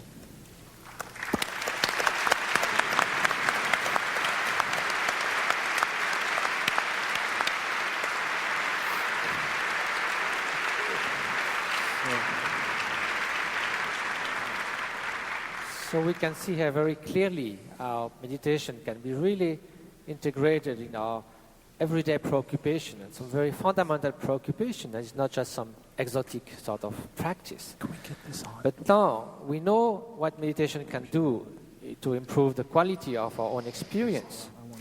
But what is the correlation between long-term practice and changes in our brain, for instance? Also, we spoke about different types of meditation.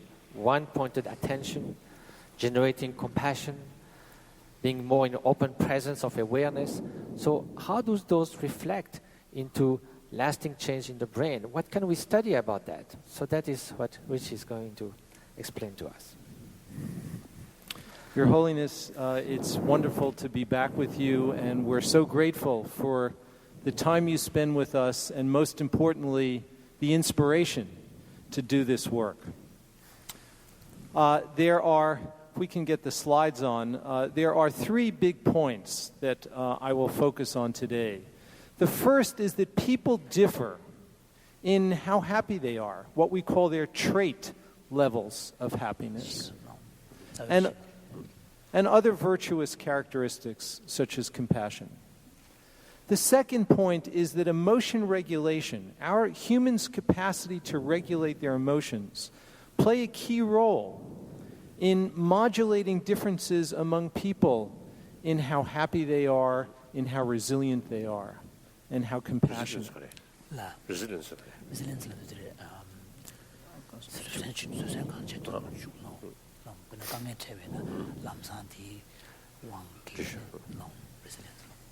And the third point, which is really the point that is at the intersection of our respective traditions, is that happiness and compassion, we believe, can be regarded as the product of skills that can be enhanced through mental training. Now, most people seem to be poor at predicting what will make them happy. And scientists have found that there appear to be differences among people in what has been called a happiness set point. And these differences among individuals are associated with different patterns of brain function and different patterns of peripheral biology.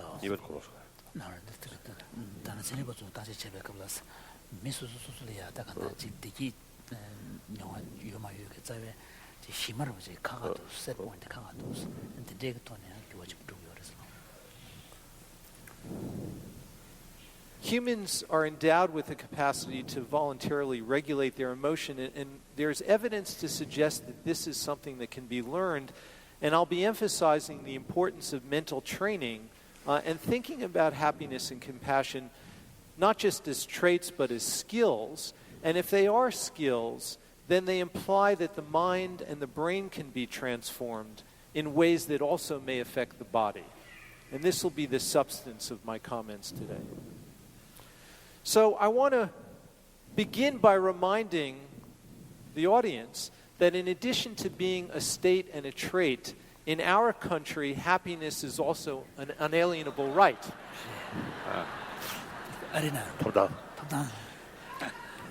Not only in America. Not really in America. Not really in America. And in fact, that there are many countries that I think take this right more seriously. So, and just to remind everyone, in our Declaration of Independence, we hold these truths to be self-evident, and I won't read all of it, but among these are life, liberty, and the pursuit of happiness. And it's our conviction that as a function of the interactions with you, Your Holiness, that it has underscored the importance of this pursuit and the fact that, in fact, our culture has not taken this sufficiently seriously, but the scientific research, we think, will really be helpful in showing that these skills really can be learned. So the first question I'd like to turn to is, how malleable is happiness and well-being, and do social and economic conditions modify our levels of happiness? And what do these findings imply about happiness? Now, the next 3 slides I'm going to show are based upon data collected from tens of thousands of people using surveys. And the first question is whether marriage can buy you happiness. And I didn't make up these data, they're real data. And what the data show is that at the point you get married, you show an elevation in your happiness, but remarkably, just after a few years, you go back down to baseline, and actually 5 years later, you're even lower than when you began. Now, I've been happily married for a long time, so it doesn't apply to everybody.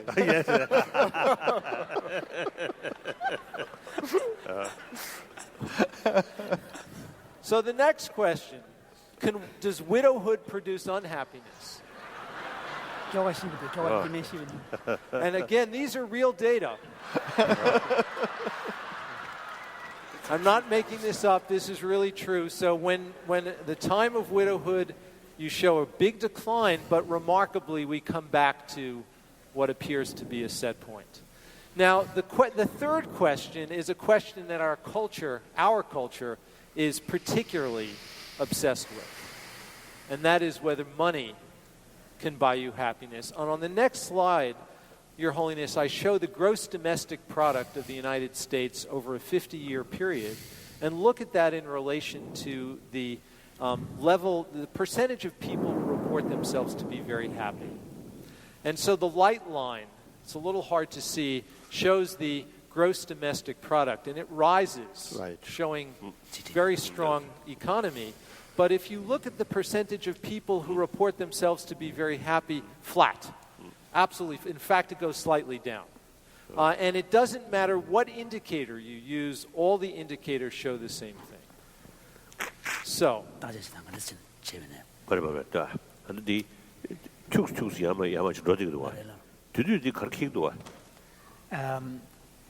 although the line seems to be fairly flat, but there are still some zigzags. Yes. Is there any correspondence During that period, certain ups and economy. downs? Good question. It doesn't appear to be from the evidence that we have. So, what does this imply? Can happiness be enhanced, or are we all stuck at these set points? And what are the underlying brain mechanisms, and how might these influence the body? And finally, can we change the brain through mental training, and thereby influence the mind and the body in beneficial ways?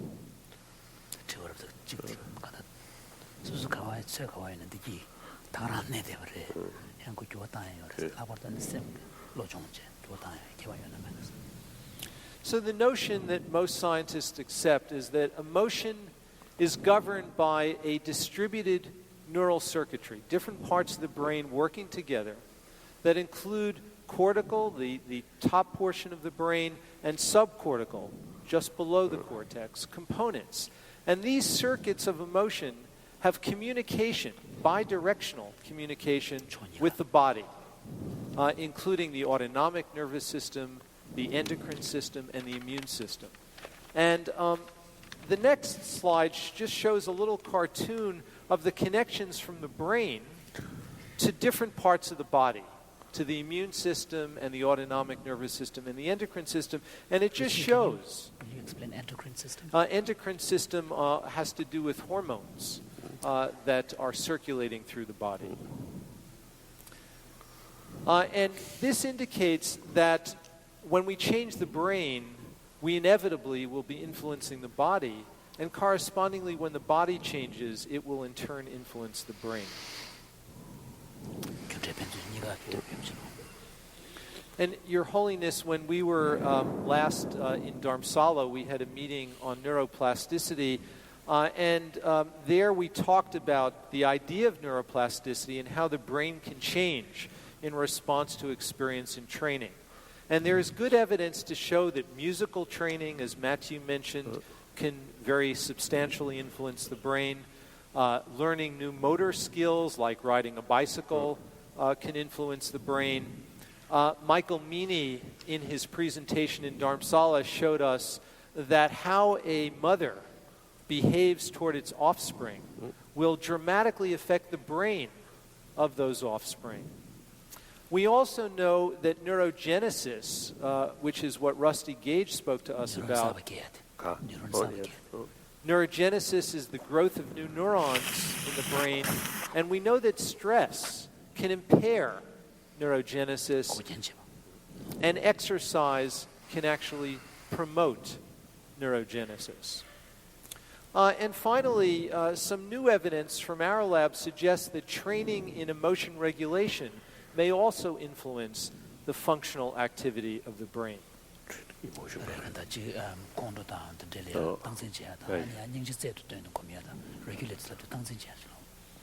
So, to make this very concrete, if we show people this picture and we ask people to have the aspiration that this baby will be healed and will be free from suffering. Thank you. Thank you very much. what does that do to the brain to have that kind of aspiration? And it turns out when people adopt that kind of attitude, it changes their brain. And so there's a part of the brain called the amygdala, and that's shown in blue. And that part of the brain is modulated when people wish this baby to be free from suffering, transform the emotion to make it more positive and express compassion. And so there's now good evidence to suggest that the brain changes in response to this kind of training. People differ in how skilled they are at voluntarily regulating their emotions. And when people are better able to regulate their negative emotions, they show less activation in this part of the brain, the amygdala, and it's also associated with more activation in a part of the brain in the prefrontal cortex up here. And what we found is that there is a connection between how good people are at regulating their negative emotions and their endocrine system.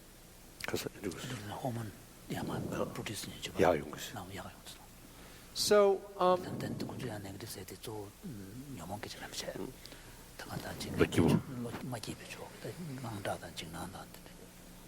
this is a curve which shows this is a normal, what we call diurnal, which means across the day, change in a hormone called cortisol, which is very important for stress. And in the morning, we have elevated levels of cortisol, and it goes down throughout the day, and it's at its lowest point in the evening before we go to bed. Now, this is the average across many individuals. I will now show you what different people look like if we show each person.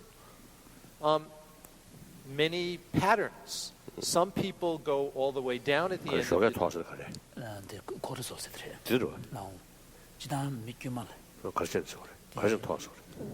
Why is the reason why there's generally it's higher in the morning and then it goes down in the evening? Cortisol level. That's an excellent question, and it has to do with regulating body temperature, regulating other characteristics of our bodies. And so you'll be actually hearing more about that as we go on in this meeting. So there are certain energetic things in the morning which the elevation in cortisol helps to promote.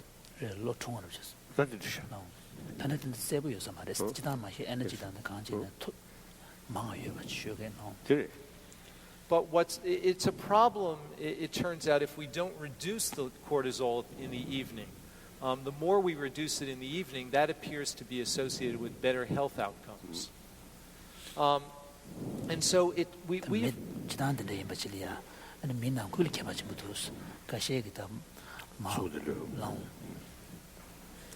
So we have found that people who are good at regulating their emotion and good specifically at being able to transform negative emotion have a better profile of cortisol. They show a steeper decline at the end of the day. It's particularly people who show activation in this area of the prefrontal cortex when they're regulating their negative emotions. Those are the people who show lower levels of cortisol at the end of the day. Now, a very general hypothesis is that at least some forms of meditation strengthen the cortical regulatory circuitry in the brain, and that in turn modulates the dynamics of subcortical or limbic emotional reactivity. The hypothesis is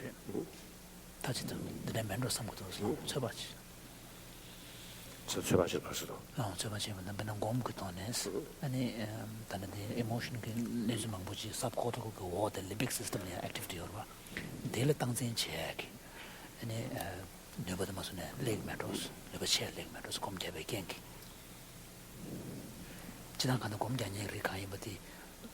cortisol level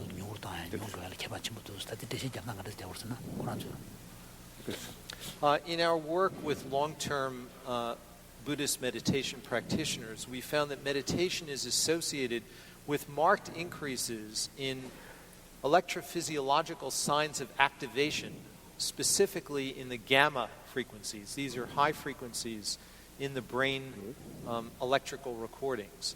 And particularly in the prefrontal cortex, which we see as important for certain aspects of regulating emotion.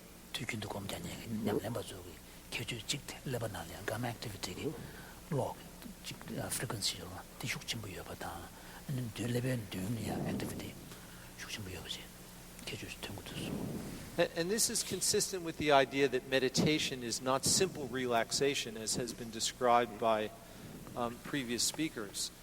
We also see that there's an increased synchrony between the prefrontal cortex and other regions of the brain in the long-term practitioners. And this is an idea that was pioneered, the idea of synchrony was pioneered by Wolf Singer, who will be speaking this afternoon, and also an idea that was championed by Francisco in his work. So I'd like now to just show you a couple of examples of this. This is actually the brain recording of a long-term practitioner, and where the brain rhythms get very dense is where the period of meditation begins. And it's something that's actually visible in the raw record, which is very unusual. And what we see in the graphs below is that there is also an increase in synchrony between the prefrontal cortex and other regions of the brain during meditation. And in this case, this was meditation, a compassion meditation, non-referential compassion. This figure shows that the increase in this gamma frequency, the top graphs, are much greater in the long-term practitioners than they are in control subjects who just learned to meditate and have been meditating for just a short period of time. So on the right are the long-term practitioners, and there you can see many of them are showing very large increases in activation in this region, and none of the controls are showing such increases. The controls are doing the same practice, and they learned it and were practicing. They were practicing for 1 week before we tested them.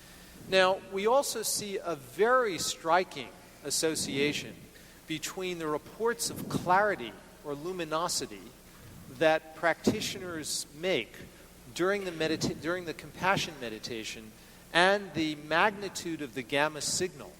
And this is some very new data that we've just analyzed. And so here is when meditation begins at the left point, and the blue line is the change in the brain rhythm, and the red line is the change in the practitioner's report of the clarity of his practice. And every time there's a change...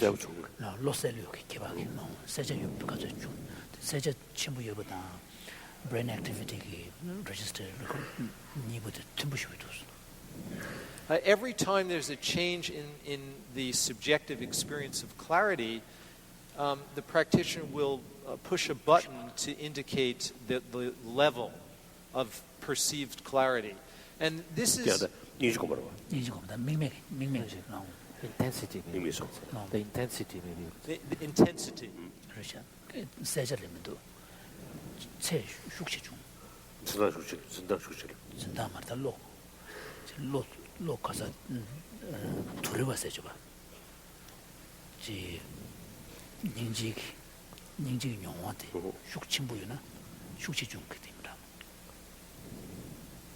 So one of the striking things for me as a scientist who studies this is that untrained individuals are not so good at reporting on the qualities of their mind.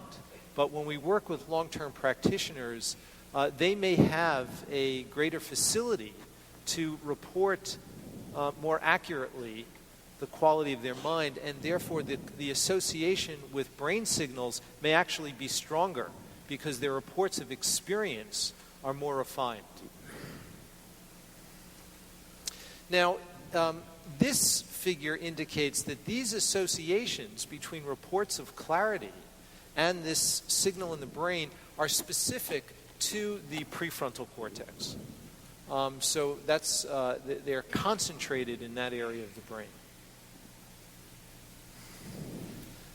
We also find that meditation is associated with a marked alteration in cortisol patterns. Long-term practitioners show reduced cortisol, which is a hormone associated with stress, throughout the day, although it's important to say that these are still very preliminary data and many factors might account for this. Diet, sleep patterns, and we don't know at this point in time.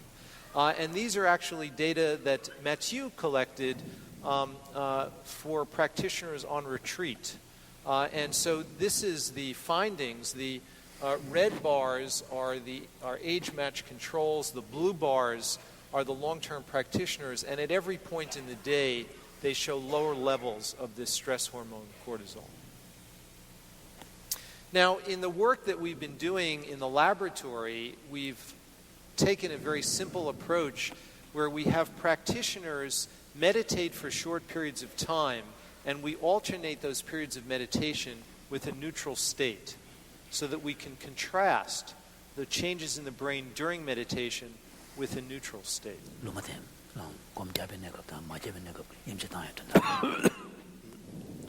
And so far, we have analyzed data on 11 long-term practitioners and 12 age-matched controls. And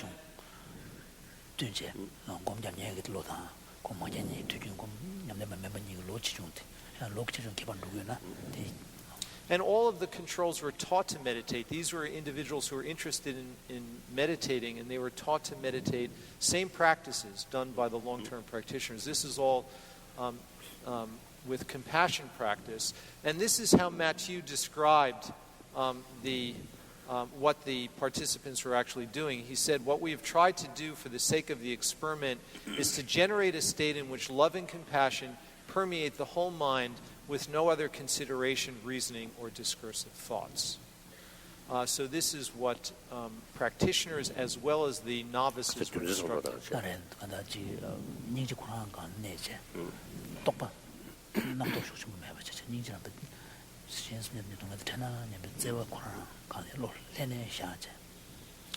And what I'm about to show you is the first data where we used functional magnetic resonance imaging to look at the brain when people are doing this. And there are a few remarkable findings that I wish to highlight.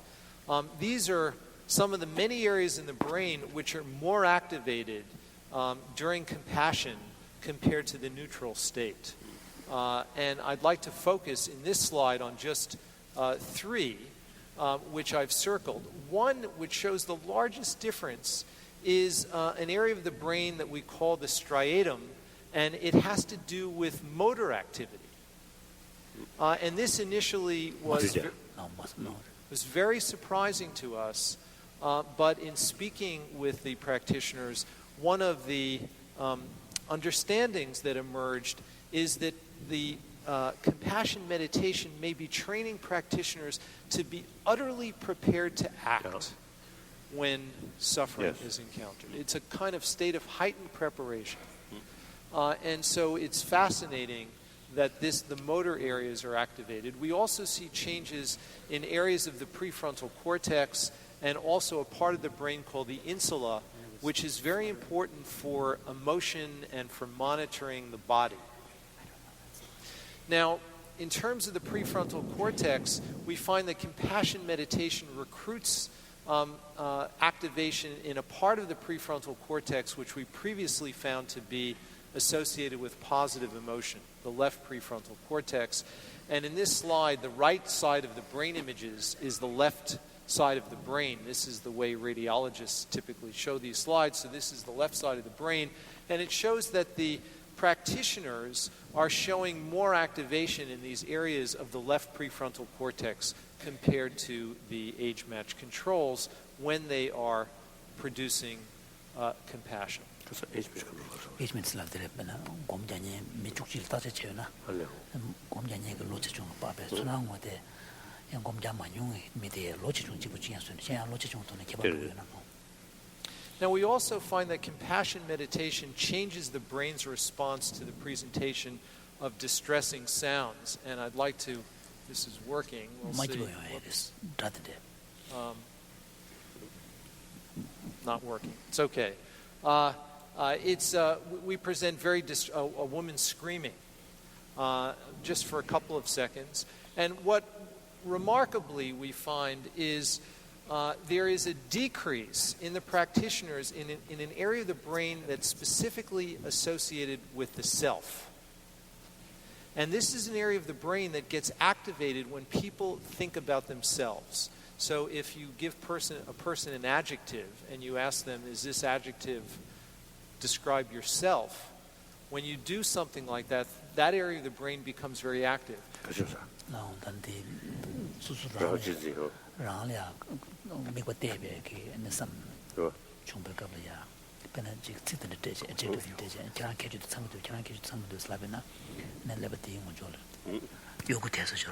It's on the left side, right side? This is right in the middle. Right in the middle. Right in the middle. Yeah, but it's an area of the brain that's specifically associated with the self, and this is deactivated when people are generating compassion, very much a selfless state. So the last question that I'd like to turn to are whether these differences that we've seen, whether they're actually results of training. Or a skeptic might say, well, maybe these adepts, these long-term practitioners, maybe they were that way to start with. How do we know?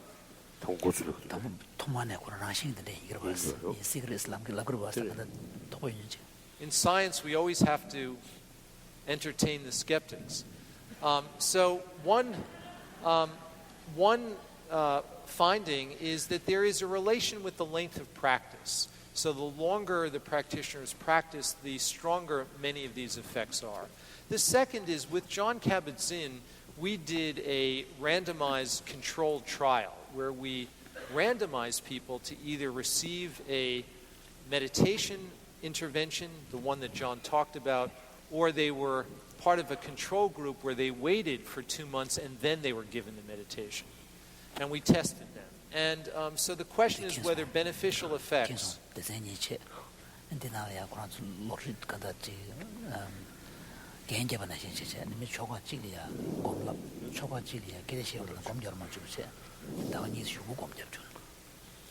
So the question is whether beneficial effects can be achieved with this kind of short-term training.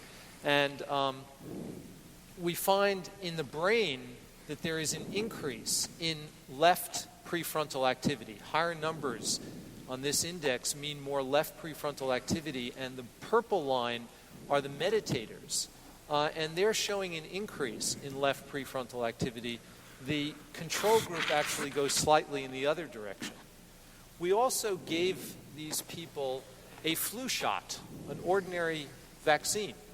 And we looked at the antibody titers mounted in response to the vaccine to give us an idea of the extent to which their immune systems were functioning well. And you can see here in red is the meditation group. The meditation group actually showed a bigger increase in antibody titers mounted in response to the vaccine compared to the control group. So let me summarize.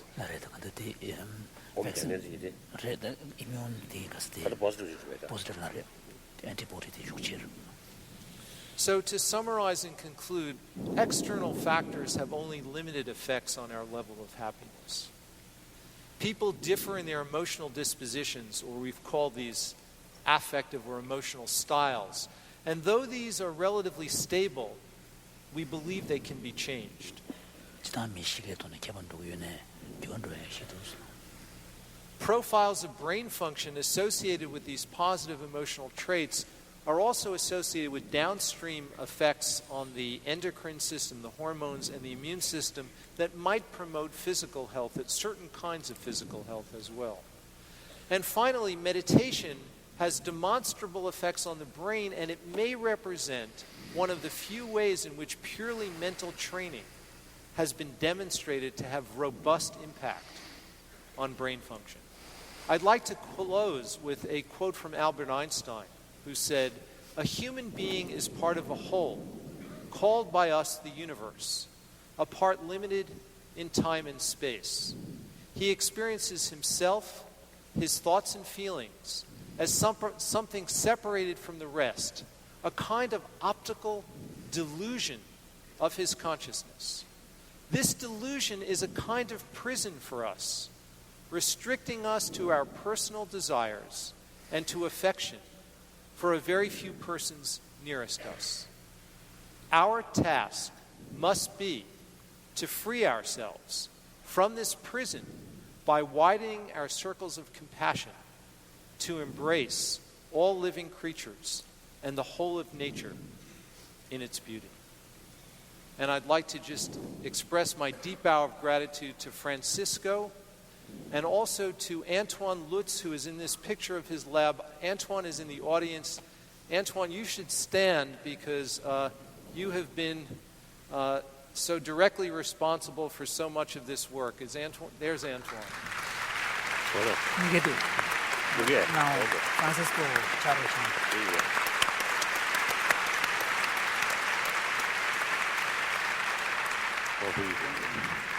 The rest of the lab. Thank you very much, Your Holiness.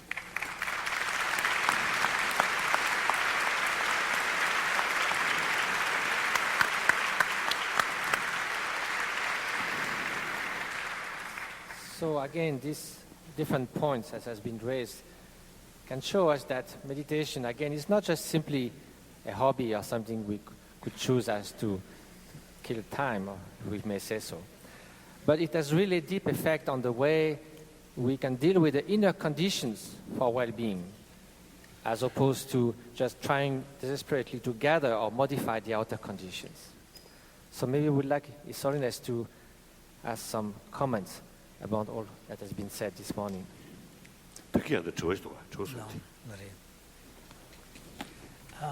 Jon Kabat-Zinn raised 3 questions. Yeah. So, you want to repeat the questions? The first one was, has there been any specific meditation practices that have been successfully employed in the Tibetan medical tradition? Is that exactly? Yeah,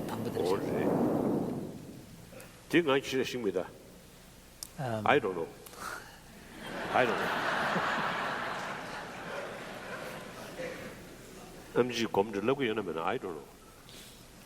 As far as my physician is concerned, they never taught me any meditation. I've heard you say that before. Oh yeah.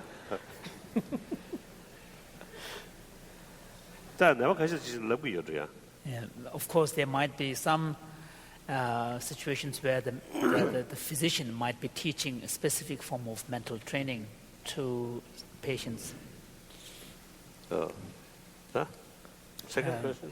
The second was the experience of pure awareness itself healing, physically and mentally. Is that mental or physical? Mental or physical. No, the same. Soma majuba do nyongo chumbena. Digi. The other year checked over. Could do the sim soma majuba jetu steady with digi. Sim di ner digana sim part suit the alco to your roda. Santa Koya Jatuyan to no sudigan, but some chimney, Jibut.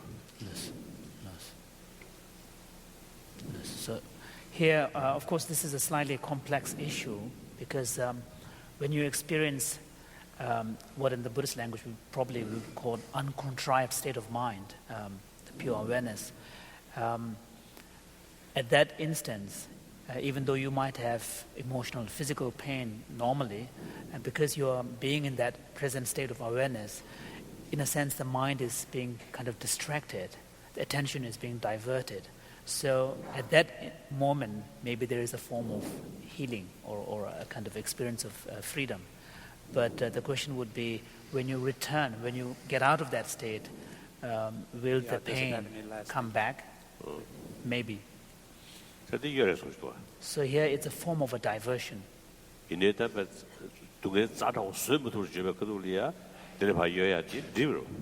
So, just like painkiller. Okay. So in a way it might act as a tranquilizer. Oh, good. Taddelia, kada dungegi rengxi tongyano, ji dungegi rengxi jiandu benda da music chia. Yang ji benda dungegi di dawa dawa mede ba. Tinje sam dama ina, dungegi koregang sam danswa. But on the other hand, if your approach is to really focus on the pain itself or the suffering itself, then this might have another kind of effect. For example, if your approach is based upon the basic recognition of the dukkha condition of your existence, and also to recognize that the experience of pain itself is transient. It's subject to change and it's transient. These might have actually a much more positive effect. And similarly, as some of the speakers presented, the degree of one's self-identification with the pain and the grasping that goes with it might also make a difference to the intensity of the pain.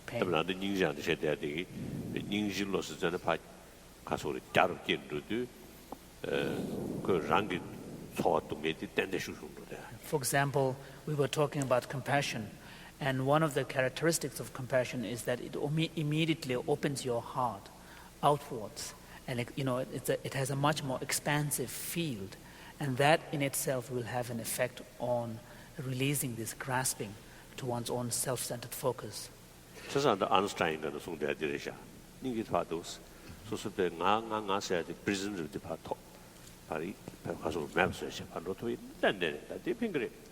what Einstein said, as quoted, is definitely true, because if we find some way to get out of this prison of self-centeredness and try to reach out to the wider common humanity, then truly it will have an impact.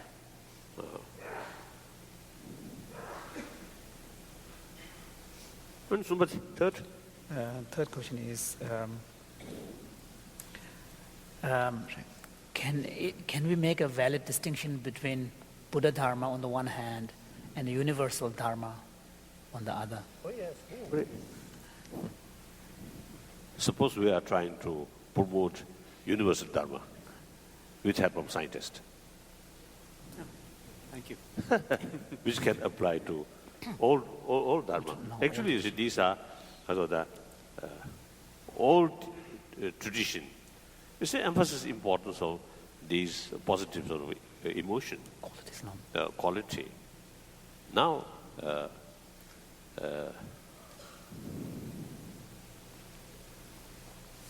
our effort to promote some kind of universal Dharma is actually strengthening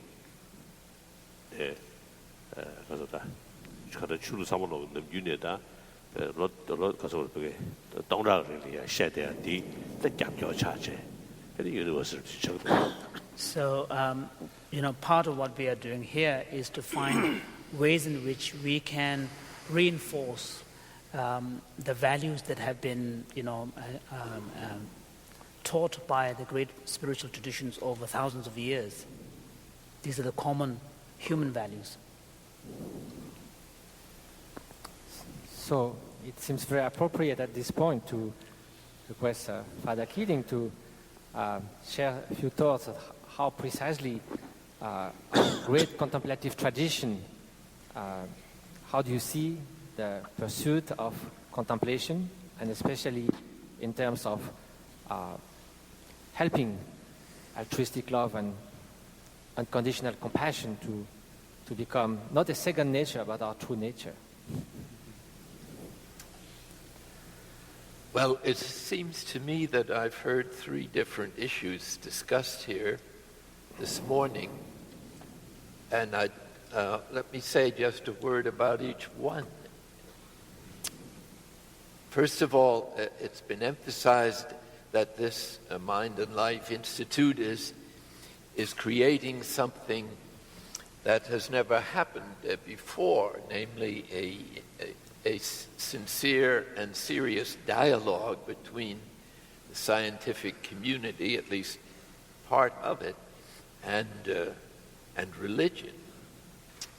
And that this institute has been fostered by His Holiness himself. So I want to thank you, Your Holiness, for your initiative in starting a dialogue that is enormously important, it seems to me. First of all, I've been engaged in Buddhist-Christian dialogue for many years, and it feels wonderful to be able to extend the dialogue to other intelligent, if not religious, human beings in the scientific community.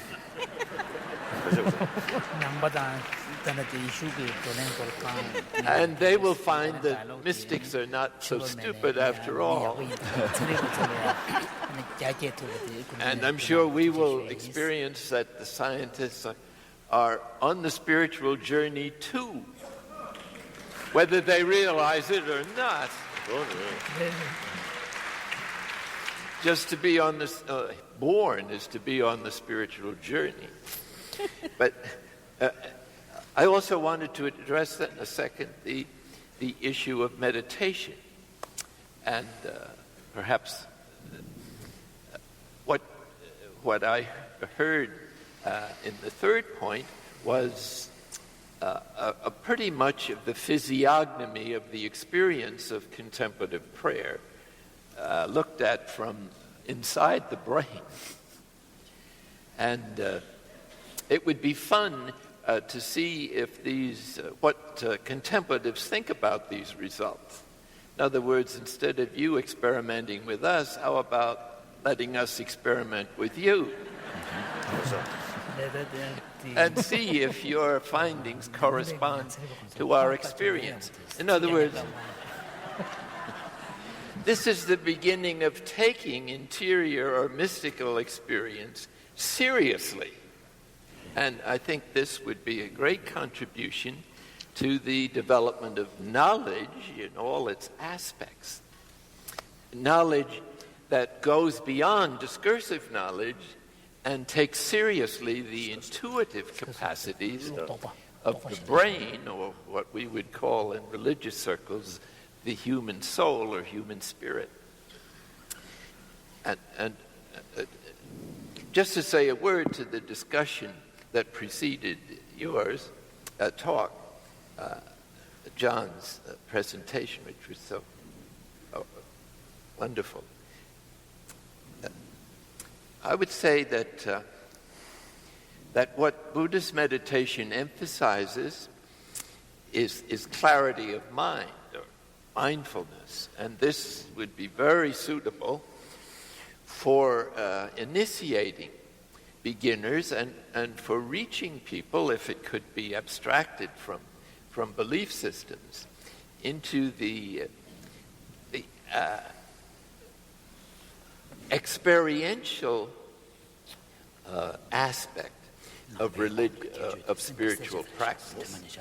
What we're talking about here is not just religions, but the spirituality of religions, which is something else than simply an external practice.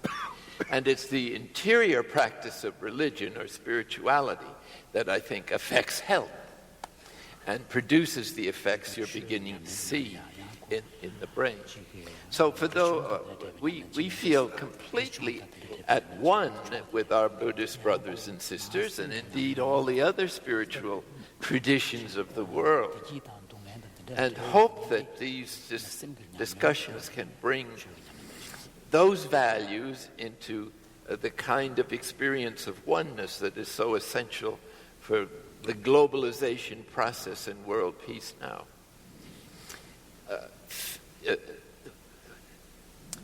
The new physics, for instance, is saying things that are more mystical than you'll ever hear in a Sunday sermon.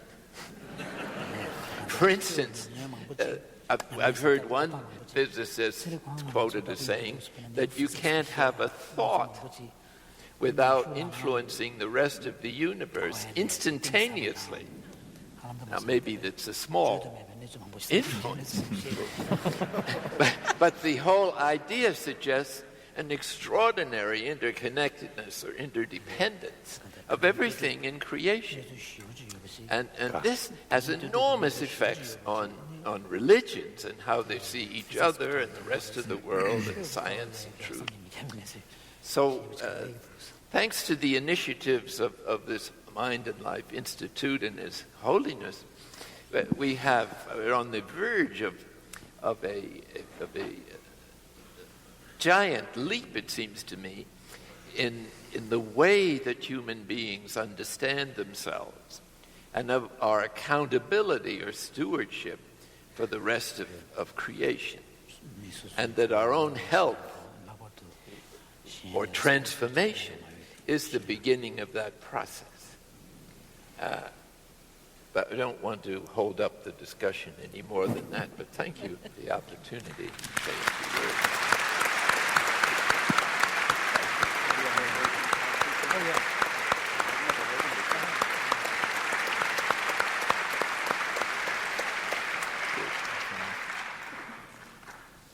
Sharon, you have been practicing and teaching not only insight meditation, but metta, which is loving kindness and compassion, by beginning to identify that aspiration for well-being in ourselves in order to become more open to others. So how do you feel that integrates it all what has been said?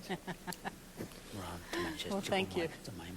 I actually wanted to go back to, I think even the first thing that Ajahn Amaro said, but first I wanted to say that I got a little stuck with Richie saying there's a part of the brain that seems to reflect a sense of self or something like that. And then I wondered, does the hardware exist so that one could be measured all day long to see how often that part of the brain lit up, or does it not? It would be kind of shocking, probably. But I think the first thing that Ajahn Amaro said was that these concepts or these ideas are not dogma. It's not to be taken as a kind of blind belief, but really to put into practice to see for ourselves if they're true. And I find, and I've always found that just a breathtaking vision of human potential, that we can understand, we can look for ourselves, that we're not stuck in any way. So that was one of the most powerful, actually, comments. And another, to go back, Ajahn Amaro, to what you said about the different kinds of suffering, the more innate or natural suffering, and then the superimposed or more adventitious suffering, as you called it. I did want to say that I think sometimes that first kind of suffering or pain is devastating. It's just outrageous. And that what is called for at that time is maybe a whole other means to try to restore balance or some sense of healing. But many, many times for most of us, that distinction is the critical distinction.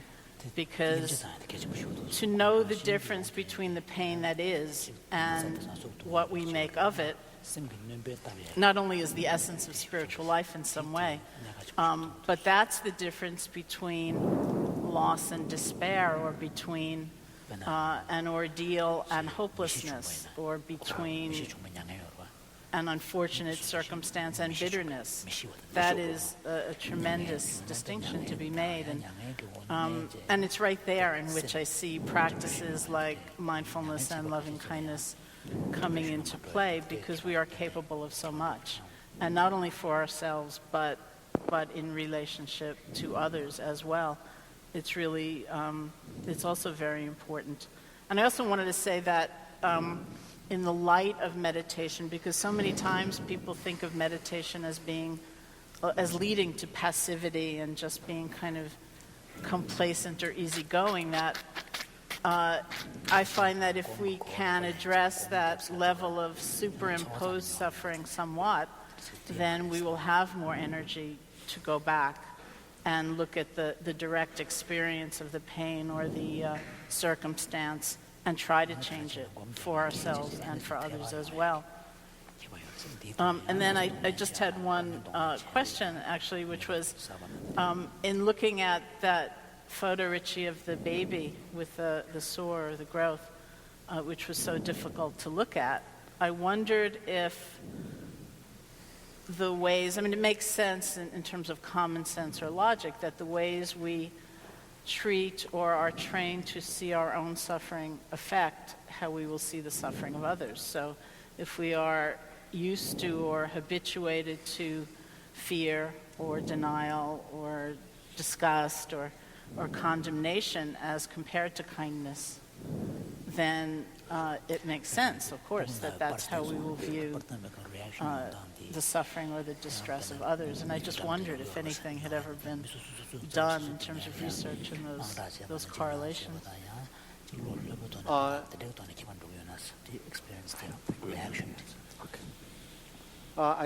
It's an interesting question. There's been a little bit, and so there's research which finds that the personality characteristics of the perceiver will influence the way he or she interprets and responds to an emotional picture of that sort. So there's some evidence to indicate that, but it hasn't been specifically focused on exactly your question, which is the extent to which a person has the attitude of kindness to themselves, and the extent to which that will affect how they react to those kinds of pictures or encounters in the real world. Also, just to say that you can write some questions if you have. Daniel Gorman is going also to group them together, and so you can send some written questions. Just also about the point that you were saying is that it's also there's some studies to show that there are two basic types of altruism. One is basically centered on oneself. It's to relieve the distress we feel when facing other suffering, and we cannot stand that, and we just want to do something. And the genuine altruism is, of course, not just about that. It's about really a deep concern for others, which may reflect in that reduction of the selves. Ajahn? Richie, my attention was also caught at the same time that Sharon's was when you spoke of the part of the brain associated with the self and how it's deactivated when compassion arises. And I'd love to bring a bit more, for my own sake, a bit more clarity to this.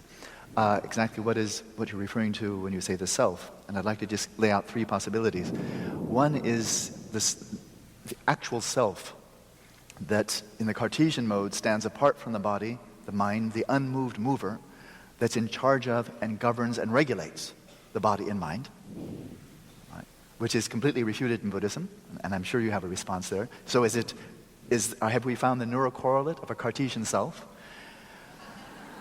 There's a second possibility, and that is whether or not there is such a self, we all have a sense of personal identity. You have a sense that I'm speaking to you. I have a sense that you're responding to me right now. And so there's the sense of who I am. Somebody calls our name. He says, yes, what can I do for you? And so there's that. Now, that certainly exists. We do have a sense of personal identity. That's a second possibility. I'm looking for the neurocorrelate here. And the third one is what Buddhists call self-cherishing, self-centeredness, or simply in vernacular, selfishness. You know, my well-being is most important, so look out, I need to get things for me. And that's not equivalent to either of the other two. So for which one of those have you find the correlate? I would say it's really for none of them. What it really what it really is about is when a person is asked a question and given an adjective such as cheerful, and is asked whether that adjective is characteristic of themselves. And they begin a process where they, it is a very complex process, which I don't really think we understand in detail at all, but begins a process of assessing whether aspects that they consider to be part of who they think they are is, in fact, reflected in this adjective. And so the actual experiments show that when you give people words of that sort and you ask them, is this characteristic of yourself, that's a part of the brain that does get activated. That's experimentally what happens. If you ask whether that adjective is characteristic of your friend John, it doesn't get activated. Same word, same stimulus. And so there's something about this process of when at least the untrained mind is introspecting about whether it's relevant to what we think of as ourselves, our self-image, if you will. So it'd be kind of like the second one then, the sense of who you are, your sense of personal identity. So not the Cartesian self, not selfishness, but who do you think you are? Most related to that. Okay. Yes, I would say that. Father Keating? Yes. I'd like to ask the folks from your research what part actual silence plays in your research as part of mental training. Do you have any data on what the brain looks like when it's completely silent of thoughts? Well, I would defer, I would ask Matthieu to answer that question, since Matthieu has been a very important collaborator and a research participant and has had the training that I haven't had. I would... Absence of thought, yes. Yes, to comment on the silence issue. Well, again, silence in which way? If it's silence means the absence of just discursive thinking, the mental chatter that's always taking place, either because we're engaged in reasoning or interpreting the outer world or reflecting, ruminating the past or imagining the future. Of course, that kind of chain reactions of thoughts somehow has an obscuring or can have an obscuring aspect when it's just going on automatically. Now, silence of just this rumination and mental constructions, that can be a meditative state. But of course, in fact, we somehow behind the stream and the veil of thoughts or the curtains of those thoughts, we find an enhanced awareness and clarity and stability, which is by no means a silence in sense of dumbness, drowsiness, darkness, obscurity. It's actually a very vivid, aware state of mind. So you could call it silence of the mental constructions, but in no way a silence of awareness. That will be perceived state of the practitioner. But I'm sure His Holiness has more to So what was the second point you were talking about? Namdo Ranshinta Deba Magabache, then it's a Ricard was Gambache, Selcha, Seboina, Tamoina.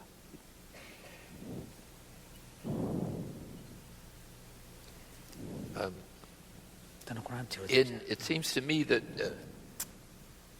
that from a Christian meditation perspective, which we usually call contemplation, two words are interchangeable at this level of discussion,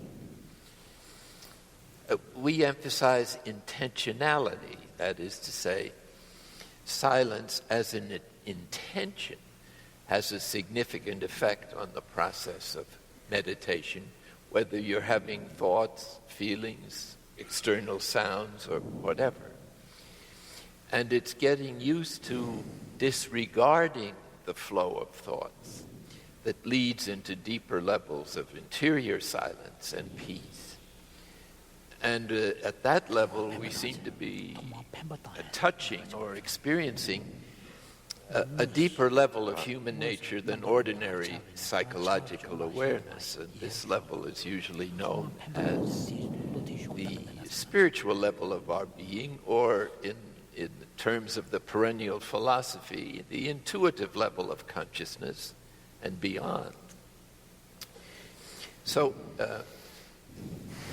the mental training that you started to do in all these various units around the country, which is a wonderful contribution to the suffering of people, might be enhanced or increased by the introduction or addition of the aspect of intentionality, which enables one deliberately to let go of thoughts or feelings which are negative. And I think that I might say that Christian meditation emphasizes heartfulness. In other words, there's an effective, not so much feeling, but a deliberate movement of the spiritual will towards the ends that you're trying to achieve. St. John of the Cross puts it this way, putting it in terms of a relationship with God, God meaning here the ultimate reality, or whatever your label for the ultimate reality might be. God happens to be the Judeo-Christian way of expressing this mystery. Well, it's a relationship with ultimate reality that constitutes human health ultimately. Because the source of our being is also sustaining us at all times, and so obviously to live according to our inner nature is going to produce health, whereas not doing so is going to produce what you're researching. So St. John of the Cross says human health consists primarily of being continuously in the presence of ultimate reality. That's a kind of super mindfulness, you might say, in which we're not mindful just of the objects of sense, which is a preliminary discipline, but of the broader reality out of which all sense experiences is emerging. And the sense, another way of putting it, is awareness of the ground of our being. And so that sense of relating to ultimate reality is the ultimate source of security, love, and freedom, which, as someone said here earlier, is who we really are. We just think we aren't. Stop thinking often enough, and it begins to insinuate itself into activity and forms the background or ground or a kind of fourth dimension to the three-dimensional world we live in. John? Well, how to bring people into that space, that's the purpose of religion, and it could be the purpose of medicine. Your implication is very, very well taken, and I think it's more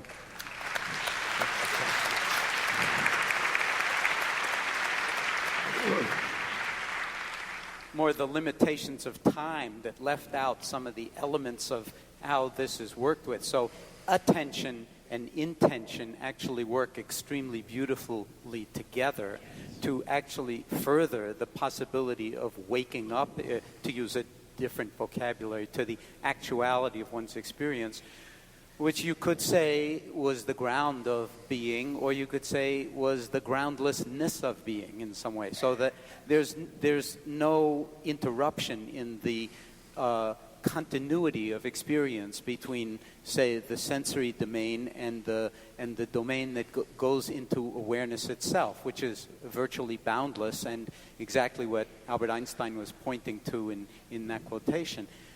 Our own orientation is that that's present in every moment, that there's no time that any of us are away from that. And the question is, can we tune the organism through attention, intention, and their skillful use to cultivate the capacity to be more in touch, so to speak, in every domain with that underlying silence that's never not thunderous. We have also seen something about the long-term effect of meditation and some study about a two-week course and the change it can bring. But we obviously need to do more longitudinal studies across months and years. And I think Alan could say a few words about the project you have to engage in such longitudinal study in 2 minutes and 20 and 19 seconds. We are working, there's Cliff Saron is in the audience with me right now. He's the scientific principal investigator for this project, and I recently learned I'm the contemplative principal investigator for the project, a new category, I believe. It's called the Shamatha Project, and what we're really aiming at is to do a 1-year longitudinal study of about 32 people living in a retreat setting, meditating 8 to 10 hours a day, with a primary emphasis on training attention, developing greater clarity, greater stability of attention, but together with that, also the cultivation of the heart. So I love your word, heartfulness, because that would be an absolutely crucial element of the training of cultivating what Buddhists call the divine abidings, or the immeasurable qualities of loving kindness, compassion, empathetic joy, and equanimity. And so that's our real aim, is to develop a 1-year project for that, but with no data in hand right now. That may be trying to bite off a bit too much at the beginning, so we are going a bit more modest for the first stage and looking to a 3-month research project with the highest standards of scientific rigor. We have a marvelous team at the University of California, Davis, and so we're planning to start that next September. And then be able to do before, during, after, and follow-up to see how these forms of meditation have an impact on the mind, the body, this whole package of the body and mind. That's a very exciting prospect. That would certainly be a wonderful experiment. At the same time, I think the project that's immediately before us is how to introduce the ordinary gal and gentleman who are suffering and want some help right away where they are in the midst of it. I wonder if one distinction might be useful here between pain and suffering. It seems to me I've heard the words used interchangeably, and one definition I've heard that I thought was fairly insightful was pain is just a normal part of life. It's the essential situation of a limited universe. But suffering is when you resist the pain. So that if we, Jesus suggests in the gospel that it'd be better not to do this when he says, resist not evil, meaning what you perceive as evil. And suffering is the thing we probably chief regard as evil, as well as death. So if our attitude towards pain is joy, that is to say, we don't make it, we accept it as it is, then suffering might be greatly diminished. So now we're at least useless suffering. We're in the time machine. The clock has got us minus something. So we would like to just ask a few reflections or comments from His Holiness from the whole morning. Nothing special. So thank you very much for all your attention and participation.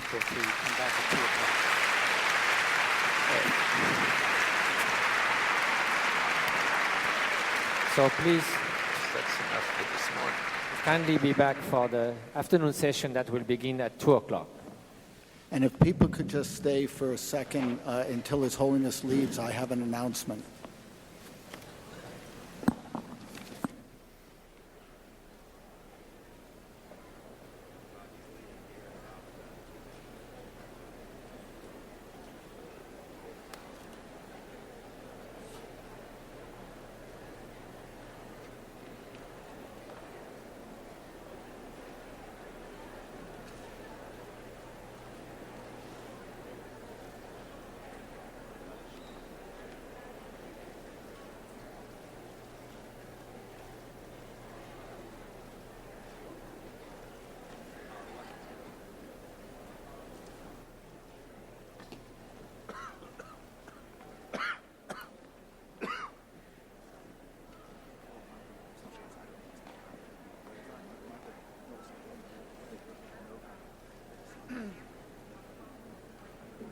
I have two announcements, and please, if I could have your attention just for a second.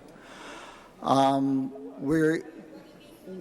want everyone to be clear about the question procedure. Everyone should have index cards, and as a question occurs to you, if you can pass that to one of the ushers, one of the volunteers that have a white top and a black pants, we will get those into the queue. The most important announcement I've got The most important announcement I've got is that we're having a schedule change tomorrow afternoon. His Holiness, at 2 o'clock tomorrow afternoon, His Holiness is going to see President Bush, and shortly thereafter,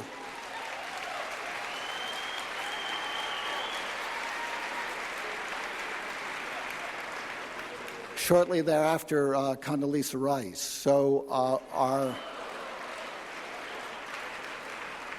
we will still begin at 2 o'clock, but we'll have a program without His Holiness from 2 until 3:30, and then we'll have a short break, and His Holiness will join us, and the session will end at 6.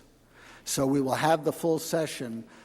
His Holiness will join us at 3:45, and we will have a discussion and a meditation, a presentation, and a discussion from 2 o'clock until 3:30.